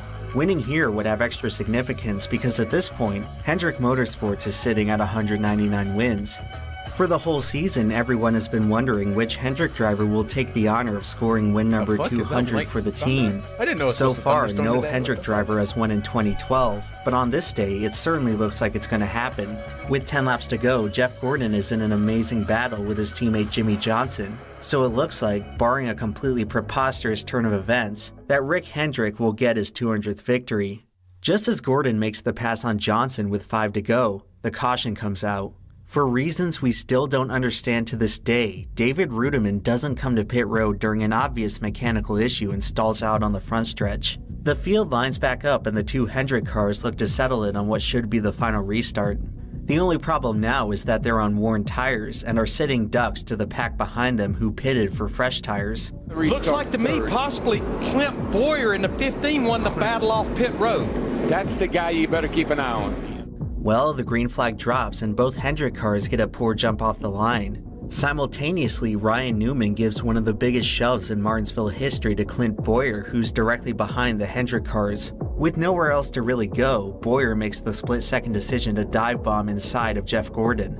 3 wide into turn 1 at Martinsville. This went about as well as you may have guessed. Boyer shot getting out of the turn line. Here goes Newman. Newman's going to take the lead. That was not pretty. Clint Boyer was a driver who always seemed to be in the wrong place at the wrong time. He is perhaps best known for finishing the 07 Daytona 500 upside down. He was still talented enough to occasionally win a race or two, but whenever Clint found success, Tony Stewart, take a misfortune drink. always seemed to follow. The 2012 race at Martinsville is no exception. Looking back, it's hard to say Clint did anything wrong in this situation, but he still ended up bearing the brunt of the controversy. Well, Clint and I are friends, you know, and I have a lot of respect for him. He's a great race car driver, and I'm glad I talked to him before I talked to you guys, because I was pretty mad at him. After the race, Jeff Gordon is merciful. Their Love next Jeff Gordon. altercation, Like I however, said, I wish I wouldn't be on appreciated such him more pleasant when I was watching terms. him race. I didn't like 6 months Jeff later, Gordon. the I Cup like Series Hendrick in returns to general. Martinsville, and the I don't know complexion why. of the season Really, looks like, very I'm adverse to different. him for some With just reason. 4 races left, the championship picture is wide open. After Like, the I worst love start Jeff to a year Gordon he's now. I ever love Jimmy had, Johnson Jeff now. Gordon has made a I always remarkable loved late Casey season Kane. comeback Jim- to put himself Dale within Jr. striking distance of Tony the Stewart, title. take a drink. Right in the hunt with Gordon is Clint Boyer, who is having the season of his life. Late in the race at Martinsville, the two make contact in a hard-fought side-by-side battle. This time, Jeff Gordon is not as forgiving. After a second run-in on the season, Clint Boyer is skating on thin ice. 2 weeks later at Phoenix, Clint Boyer is closer to the championship than he's ever been. Late in the day, he's running in the top 5 and is less than 30 points behind the championship leader. It's at this moment when Boyer runs into who else but Jeff Gordon. Unfortunately for Bowyer, this is the straw that broke the camel's back. Where is he?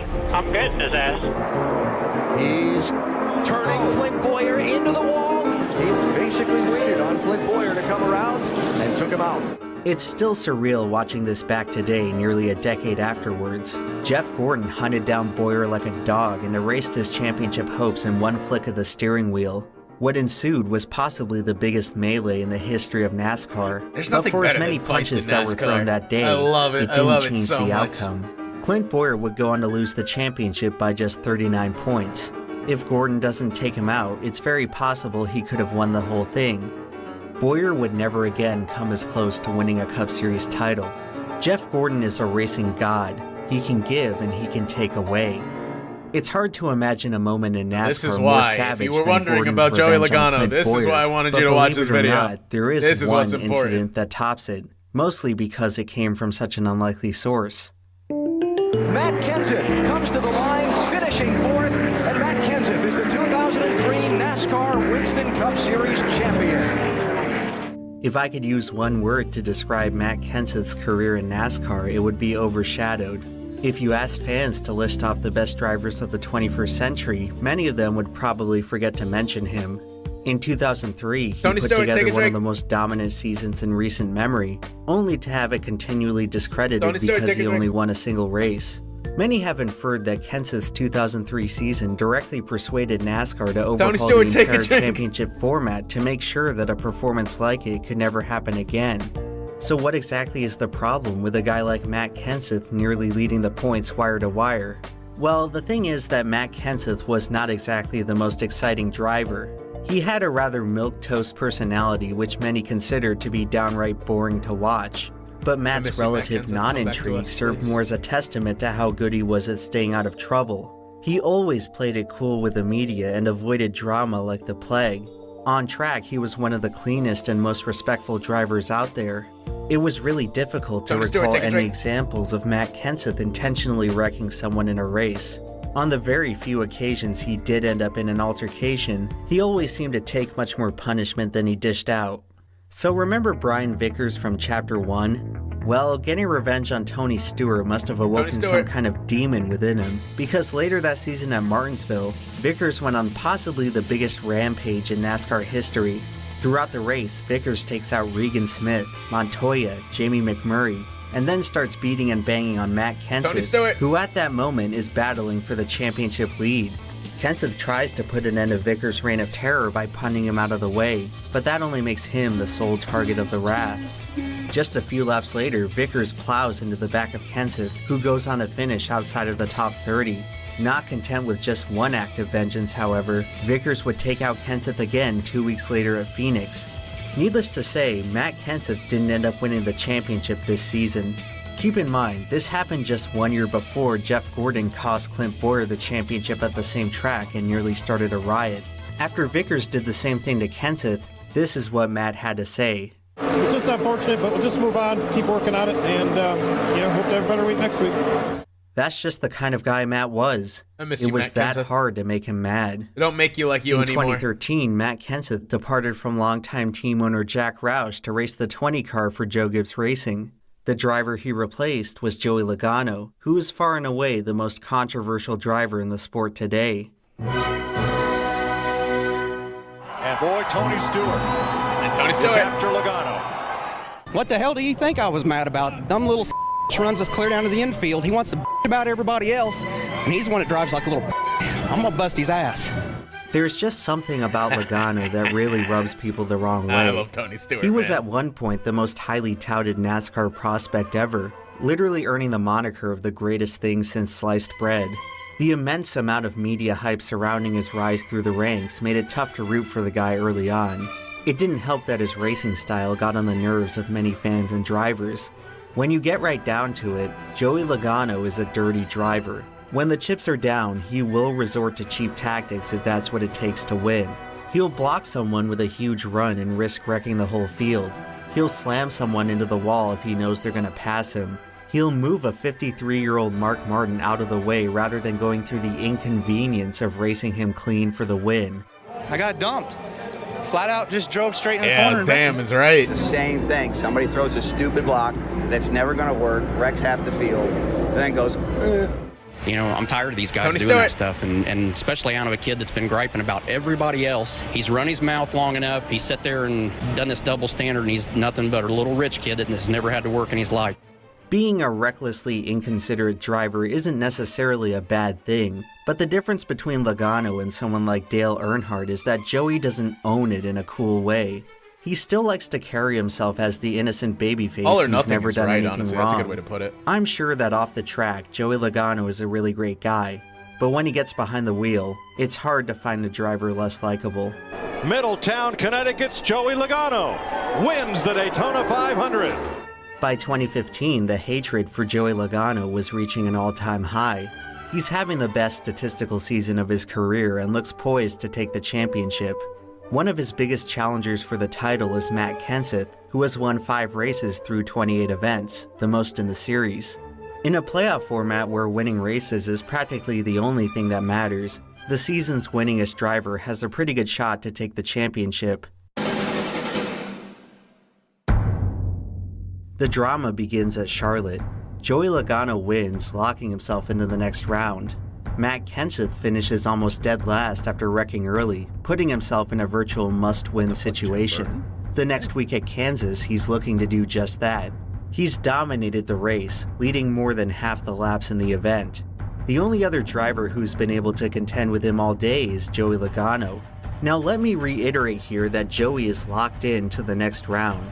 He has nothing to Menard was gain in from the fucking challenging Matt playoffs? What Kenseth the for fuck? win. It just doesn't make strategic sense to escalate things here. But in this situation, Joey Logano's probably not thinking about strategy. He's been around for a while now and knows that Matt's an easy target. A guy who got pushed around for his whole career and never once did a damn thing about it. Joey doesn't do what he does next because it's a smart racing move. He does it because he knows he can get away with it. And around goes the 20, sideways in front of the 22. Many modern NASCAR fans consider the 2015 season to be one of the worst in recent memory. A combination of subpar racing, inconsistent meddling from the sanctioning body, and season-long dominance from the sport's least popular drivers left most fans desperate for something to be excited about. Unfortunately for them, the following race would be the most miserable yet. The race ended under dubious circumstances after Kevin Harvick wrecked the whole field on the final restart. Dale Jr. came gut-wrenchingly NASCAR close to has a saving himself population from problem, elimination, unfortunately. but he never even had a chance to race for the win. As the caution flag flies, the sport's most popular driver is just edged out by Joey Logano. Amidst Most the chaos and popular, what is- controversy, Matt most Kenseth popular is driver quietly has what? eliminated from his last great shot at winning the championship. In this moment, NASCAR is entering the dark timeline. The fans have been beaten and broken down. If they want to salvage any hope out of this season, they're gonna need a hero. You make decisions every day. You make decisions every minute behind the wheel. To me, strategically, that doesn't seem like such a great decision for him. But it's the one he made, and that's how he wanted to win. Around goes the 20. Ooh. And Kenseth cleared by Logano. Maybe no.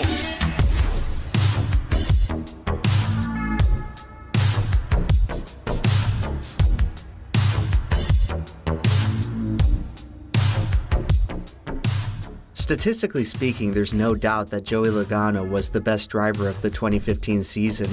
In hindsight, it's difficult to imagine a scenario where he doesn't win the championship. He would have to succumb to a cataclysmic event and a stupidly gimmicked point system. Unfortunately for Joey, he was a victim of both, but only one of these things was out of his control. Joey Logano always wanted to have his cake and eat it too, and he would find out that doing so is a quick way to end up with no cake at all. Immediately afterwards, NASCAR suspended Matt Kenseth for 2 races. Not that it really mattered at that point. Joey Logano would go on to miss the championship race, and he learned an important lesson. The problem with taking from someone when you have nothing to gain is that one day that person may wind up with nothing to lose. Throughout his career, Matt Kenseth was never really a popular driver, but in that moment, all of us were Matt Kenseth fans. In a way, Matt Kenseth helped everyone get revenge on Joey Logano.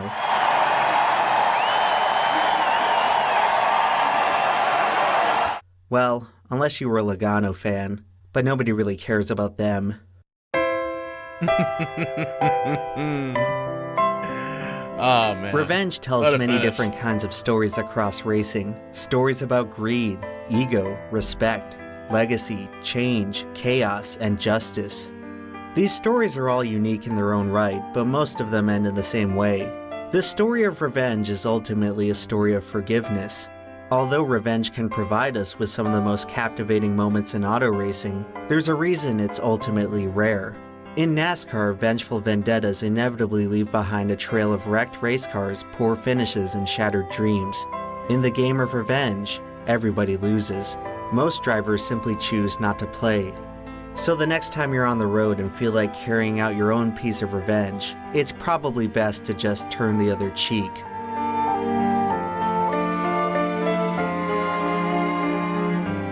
Man, what a fucking well-made video. That shit's like ESPN level. I fucking love Implement so much.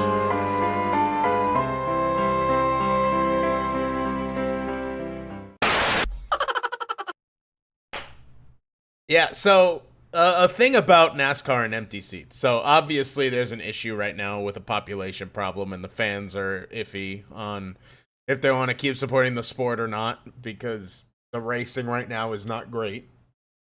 WVid, easily, good video. Anything, so I'm not going to play it now because it's not really pertaining. Oh, what the fuck? Oh, Probably right, best to... I'm not subscribed to him on the channel, sorry. So one of his best videos isn't even about NASCAR. This one, the Ghost of the 72 Dolphins, fan-fucking-tastic video. But Art of the Choke, too. I'm going to do like a general... Sorry, texting Sister Meringue. I'll do like a general sports stream at some point in the future. I'll do a whole stream just watching fucking Lemon videos because they're so fucking good. But Art of the Choke is a fucking crazy, insane video that should be on ESPN like every single night. Talladega's another good one. But I think his best video, other than maybe like this one, which is not sports related, but it's talking about The Simpsons. But I think his best video, oh wait, it's really pretty recent. It's this one, Racing's Most Bizarre Accident. That one's so fucking good.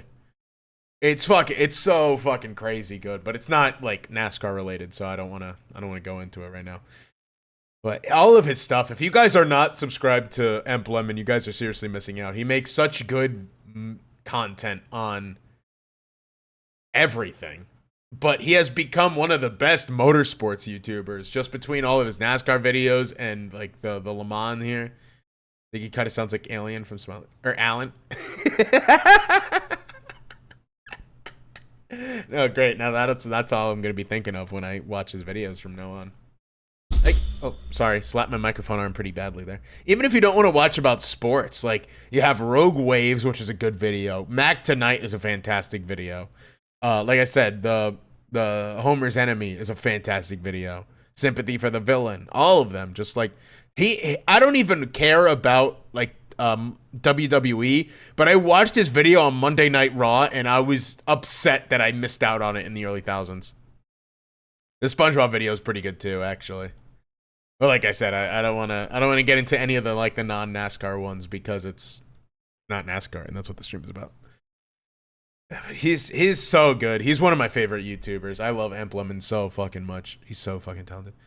The Hungry Bucks one, I have not seen that one yet, only because I don't really care about like the pro melee scene, or like the pro smash scene. But I might be convinced because, like I said, I didn't care about wrestling either until I watched his Monday Night Raw video, and he's just that fucking good. He knows so well how to make you care about something you didn't think you cared about. Like I said, Art of the Choke will make you fucking love sports. It's why Art of the Choke is one of the reasons I love sports. Not just because of that video, because I loved sports way before that video. Or way before I saw that video, I should say. But I've been in love with sports my whole life. But Art of the Choke is like why you watch sports. It's so fucking beautifully horrific the way chokes happen in sports. Talladega, next time, I might do this on Twitter. If you guys have good videos, I highly suggest recommending them to me. I might do Sunday. I'm going to stream Sunday. I'm not sure what I want to do Sunday yet. I was thinking of making like an Uma Musume stream because NASCAR races on Saturday. I usually don't stream Sunday because there's a NASCAR race on and I want to watch it. Or football. But Sunday, nothing's on. The Jets play Saturday. NASCAR's on Saturday. How the fuck are the Yankees doing? I don't know. Haven't paid attention to it. But if you have any videos that you guys want me to watch, like any documentary style videos, I'll probably do the Talladega one at least so I have like a baseline. If you guys have some like good documentary videos, you could send it to me on Twitter and I'll happily, do like a little react stream, maybe something simple, something easy on Sunday because I usually don't have Sunday to stream unless it's between NASCAR seasons or yeah, pretty much because otherwise, it's football season, and then I'm usually watching my team. If you want to do that, but do we have some time? I think we still do. I don't have to go yet. What should we do then? I mean, I don't have an hour. Sister Meringue said she's gonna come in like 40 minutes to come grab me, so I do need to get showered. But I have like a few minutes, so maybe we could just chat a little bit. But yes, I hope you guys enjoyed tonight. I really was. Depending on if you'll be around Sundays, that's fair. That's fair. Next Saturday, that's the important one.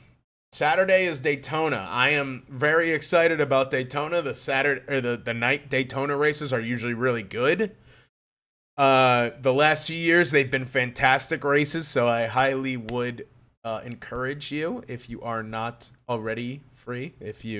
I don't want you to cancel your plans. Obviously, I'm not that important. But if you are free on Saturday to tune in and we'll watch a little NASCAR together, like we did with Dover, even though Dover was not that great of a race. It was a good time. But I have a feeling. Oh, thank you. I appreciate it. Listen, I'm always happy to overshare about my interests. I love so much about NASCAR. I know I made so much sound like I didn't care about it, but I love this sport so much, and I wouldn't be so upset if I didn't love this sport. I love the drivers. I love the sportsmanship of it. I love the aspect of it. I'm happy to talk about it. If you guys have any questions about it too, let me know. I'll stay on for a little bit longer while I wait for a text back from Sister Meringue to get ready. But like I said, we're leaving at like 9:10, so we shouldn't be too bad. I should have plenty of time. I'm already ready, so I just gotta basically put shoes on and dip. Yeah, did you guys have any questions? Did you have any inquiries, any observations about NASCAR? Did this help you take interest in the sport? That's probably number one, because I never tried to pitch NASCAR to someone before. Usually it's like, oh, do you watch NASCAR? No, yes, and then it goes from there. I love this, even though I fell out of love with it for a while after my favorite driver retired. That is a big thing that I don't know if it's talked about a lot. When your favorite driver retires, got you interested? Good. I'm glad. I mean, that means I did a somewhat decent job, which I'm happy about. There is an aspect of the sport where it's why I always consider NASCAR to be such a different sport and such a unique sport. So when you're a football fan or you're a baseball fan, let's say you watch the Dodgers, right? For whatever fucking reason, you're boring. You watch the Dodgers, and you were a huge fucking Clayton Kershaw fan. If Clayton Kershaw retires, you're still gonna watch the Dodgers. It's just Clayton Kershaw's no longer there. If you're a Jets fan, like I am, and you were a big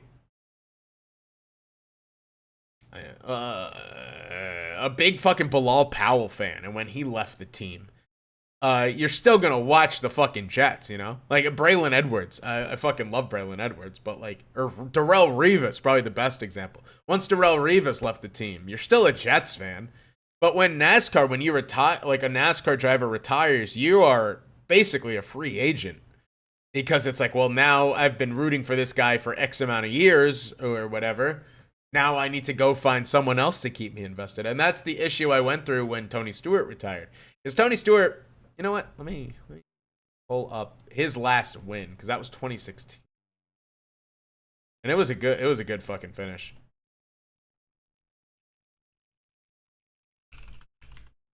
So Tony Stewart underwent some crazy things, but you know that's something for another stream. But Tony Stewart was winless.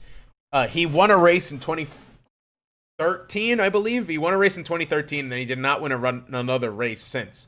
So it was 2014 went winless, 2015 went winless, and then 2016 what he announced was going to be his last season. And like I said, this is my favorite driver of all time. To this day, I'm a big Tony Stewart fan. I didn't watch drag racing before, but Tony Stewart now drag races, and I watch him because it's fucking Tony Stewart, and I'm going to support him in everything. Not on my own. That's all right, you know? You don't have to. Listen, if you become a casual viewer even, like if you're like, oh, what happened in the NASCAR race today? That's still something. And if it's not your thing, that's not your thing. Then, you know, it's okay to not watch it. But if you do want to tune in whenever we do the Len SN, the little Len Sports Network streams, or we do a watch along like I'm going to do in not this Saturday, but next Saturday when I do the watch along for Daytona. You know, it's on cable, and there are other ways to watch it if you don't have cable. Yeah, if you just want to watch it with us, that's okay. I'm happy to talk to you guys about it. If you have questions about it, like I said, I've been watching this fucking sport forever. I slapped my microphone arm again. It's becoming a habit, I guess, at this point. I'm happy to talk to you guys. I love talking about it. I'm in NASCAR Discords just because I love watching and talking about NASCAR with people. And because you guys are my chat, I feel the need to over-explain stuff to you. And I want to just overshare and share my interest with you and get you guys into it because I fucking... Like I said, this is the sport I love more than anything. And as much as I talk down on it or whatever, I talk down on it because I love it so much. But, okay, so Tony Stewart, last time he won was in 2013. And to this point, in 2014 and 2015, he had gone through without wins. He'd been dealing with injury and tragedy and just so much stuff. And it was like, 2016, this is his last year. It's his last chance to win anything. And then this race fucking happens. Tony better not right? do what he did in the 7 this time or he's in trouble. There's a final lap at Sonoma. This is why I love this track. I fucking love Sonoma. And it is Denny Hamlin, so me and my mom are racing against each other. Nope. Tony's right where he needs to be, man. See if he can make a gain. It's all about getting off of this corner. He gets in there. Good. See, like, look at how close Denny Hamlin's getting. Tony Stewart's trying to hold it down, but he leaves that door open. Oh, he's wheel hopping. He's going to hit him. Hamlin is there. He hit him. Hey, got him. Oh, no. No. It's not over. Get it back.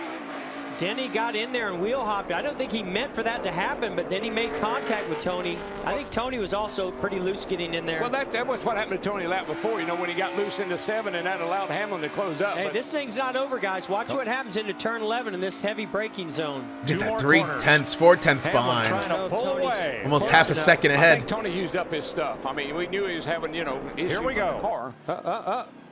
And look at that dive bomb. It's vintage Stewart. He puts him in the wall, and then he wins it. Comes off turn 11. Look at that. He's coming His last career win, number 49. How did that happen? Are you kidding me? The last time he ever saw victory lane. Oh, I'm so glad I was watching that race. And it truly did feel like the last time you'd ever see it. I would hope for more, but that was the last time it was going to happen. I knew it. Over the past 3 years. I'm so glad I got to watch it in person. Smoke, does the impact of this win even more meaningful, the timing of it? Oh, man. They're all good. It doesn't matter where you get them, but we could run close to those guys all day. We just got stuck back in traffic, so it's pretty ironic. The last one we got was in a Code 3 car, and I'm proud to do it again, but proud of Mobile One and Bass Pro and everybody. They just an awesome job. You look at your legendary career, your 8th road course win, your final year. What does it mean to chalk up another one on your racing resume?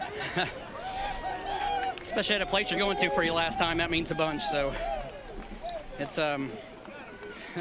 it's special, trust me. Man. Oh my God, man. It gets me emotional every time seeing that. I love Tony Stewart so much. Like, just got me into the sport, got me to watch every single week, and It sucks so much watching him race for the last time because he wasn't himself by the end. I wouldn't say what wasn't himself. It was just he was clearly, the sport had moved on from him. And he was so good in the late 90s, early thousands. He was so fucking dominant. And obviously in like 2002 and 2005 where he would have won, in 2005 especially, where he would have won the championship under any format. He was just that good. And then 2011, I told you already about that crazy playoff finish, which is this video by the Iceberg. Again, another good channel. If you guys want to learn more about NASCAR, watch the Iceberg. They're they make insanely good videos, especially like documentaries. And Ellie Productions. Ellie Productions is also a really good NASCAR documentary video, NASCAR documentary YouTube channel. But that was the last time to 2016, and then it was the McQueen falling behind in electric cars. Unironically, though, because the sport was passing him by, because he was, I don't want to say his style of racing, because his style of racing is still around today. He was aggressive, all that stuff, but they were just, you know, at that point, 2016, that was Johnson's last championship. 2017, Truex was dominating. 2018, who the fuck won the championship in 2018? Oh, Logano was there now. 2019, Busch won his first like legit championship, and then like, you know, by 2020, I mean, there was still like karaoke and stuff, or karaoke. Kevin Harvick. I was looking at the search history. My bad. Kevin Harvick was in his last few great years. So fucking good. What was it? Oh yeah, and then Bubba Wallace. Let's look at fucking Bubba Wallace's one. GG drowning. Don't worry about it. Yeah, this is my shit. This was a few weeks ago, baby. Go Bubba, go Bubba. Out racing the best driver in the world.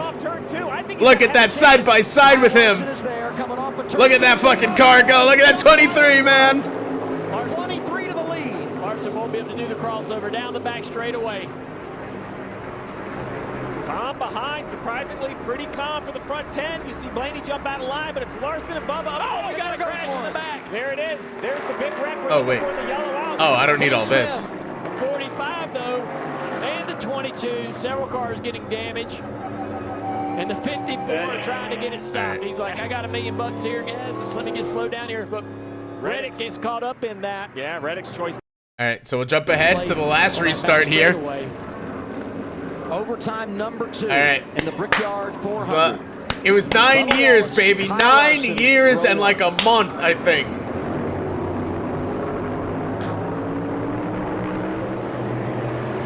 I couldn't watch it live with you guys, but I'll watch it now. 23 in the 5. Side by side, door to door, down into turn 1.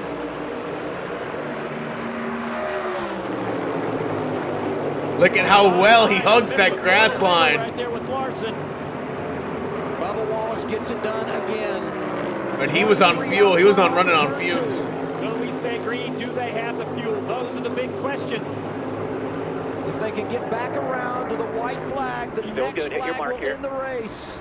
And they're getting aggressive in the back of the pack, down the back straightaway, into turn 3. Bubba Wallace leading. Oh, we got a couple of cars up the racetrack. So far, all good. Coming back down the track now into turn 4. Bubba Wallace will lead off. I'm clapping as if this wasn't. I didn't watch this already. Miles worth of Sunoco fuel. White flag is out. Next flag ends at 1 lap. Someone threw a beer can at him. Wallace, Larson not going away.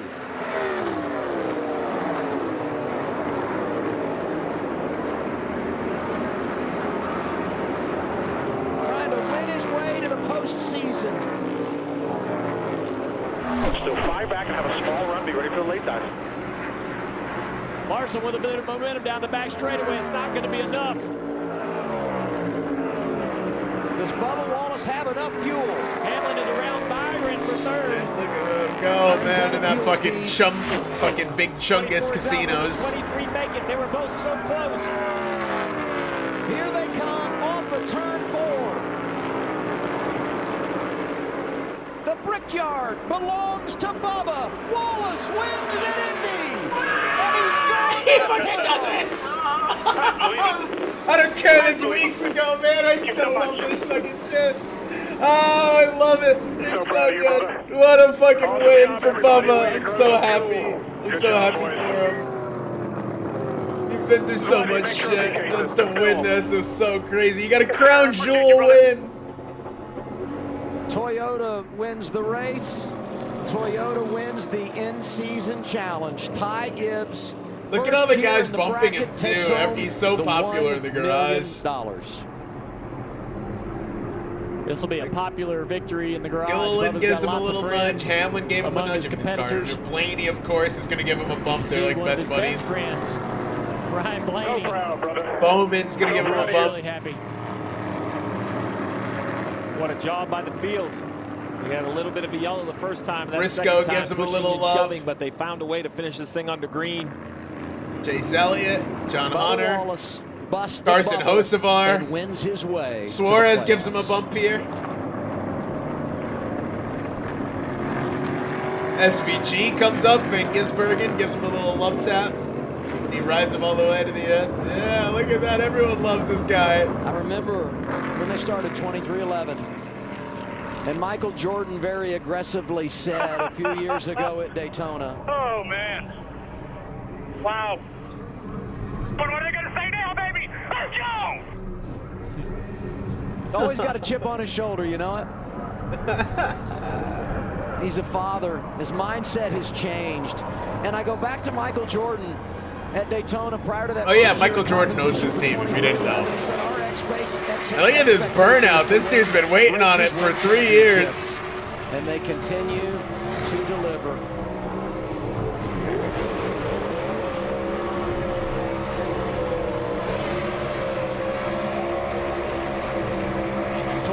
Was so good here last year, came here this year, trying to find the same speed that they showed in 2024, and Bubba Wallace said it on the front row, disappointed a little bit that he didn't get that pole at Indy, but he walks away. You can't see it, but I have the biggest fucking smile on my face. I just love watching the celebration. He deserved it so much. Forever. He fought through fucking hell and high water for this win.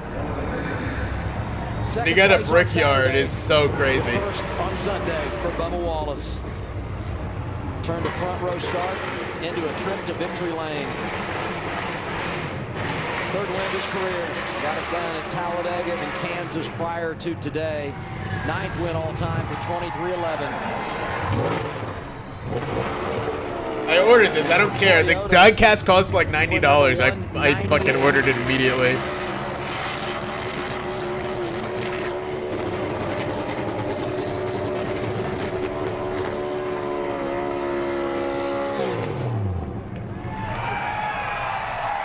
I don't care that the fucking numbers move forward. It don't matter to me. I wanted to remember this as long as I lived. I'm so upset I didn't buy Tony Stewart's last win car. It's so expensive now. But I paid for this one because it's so fucking... It's so crazy to watch a driver I root for win again.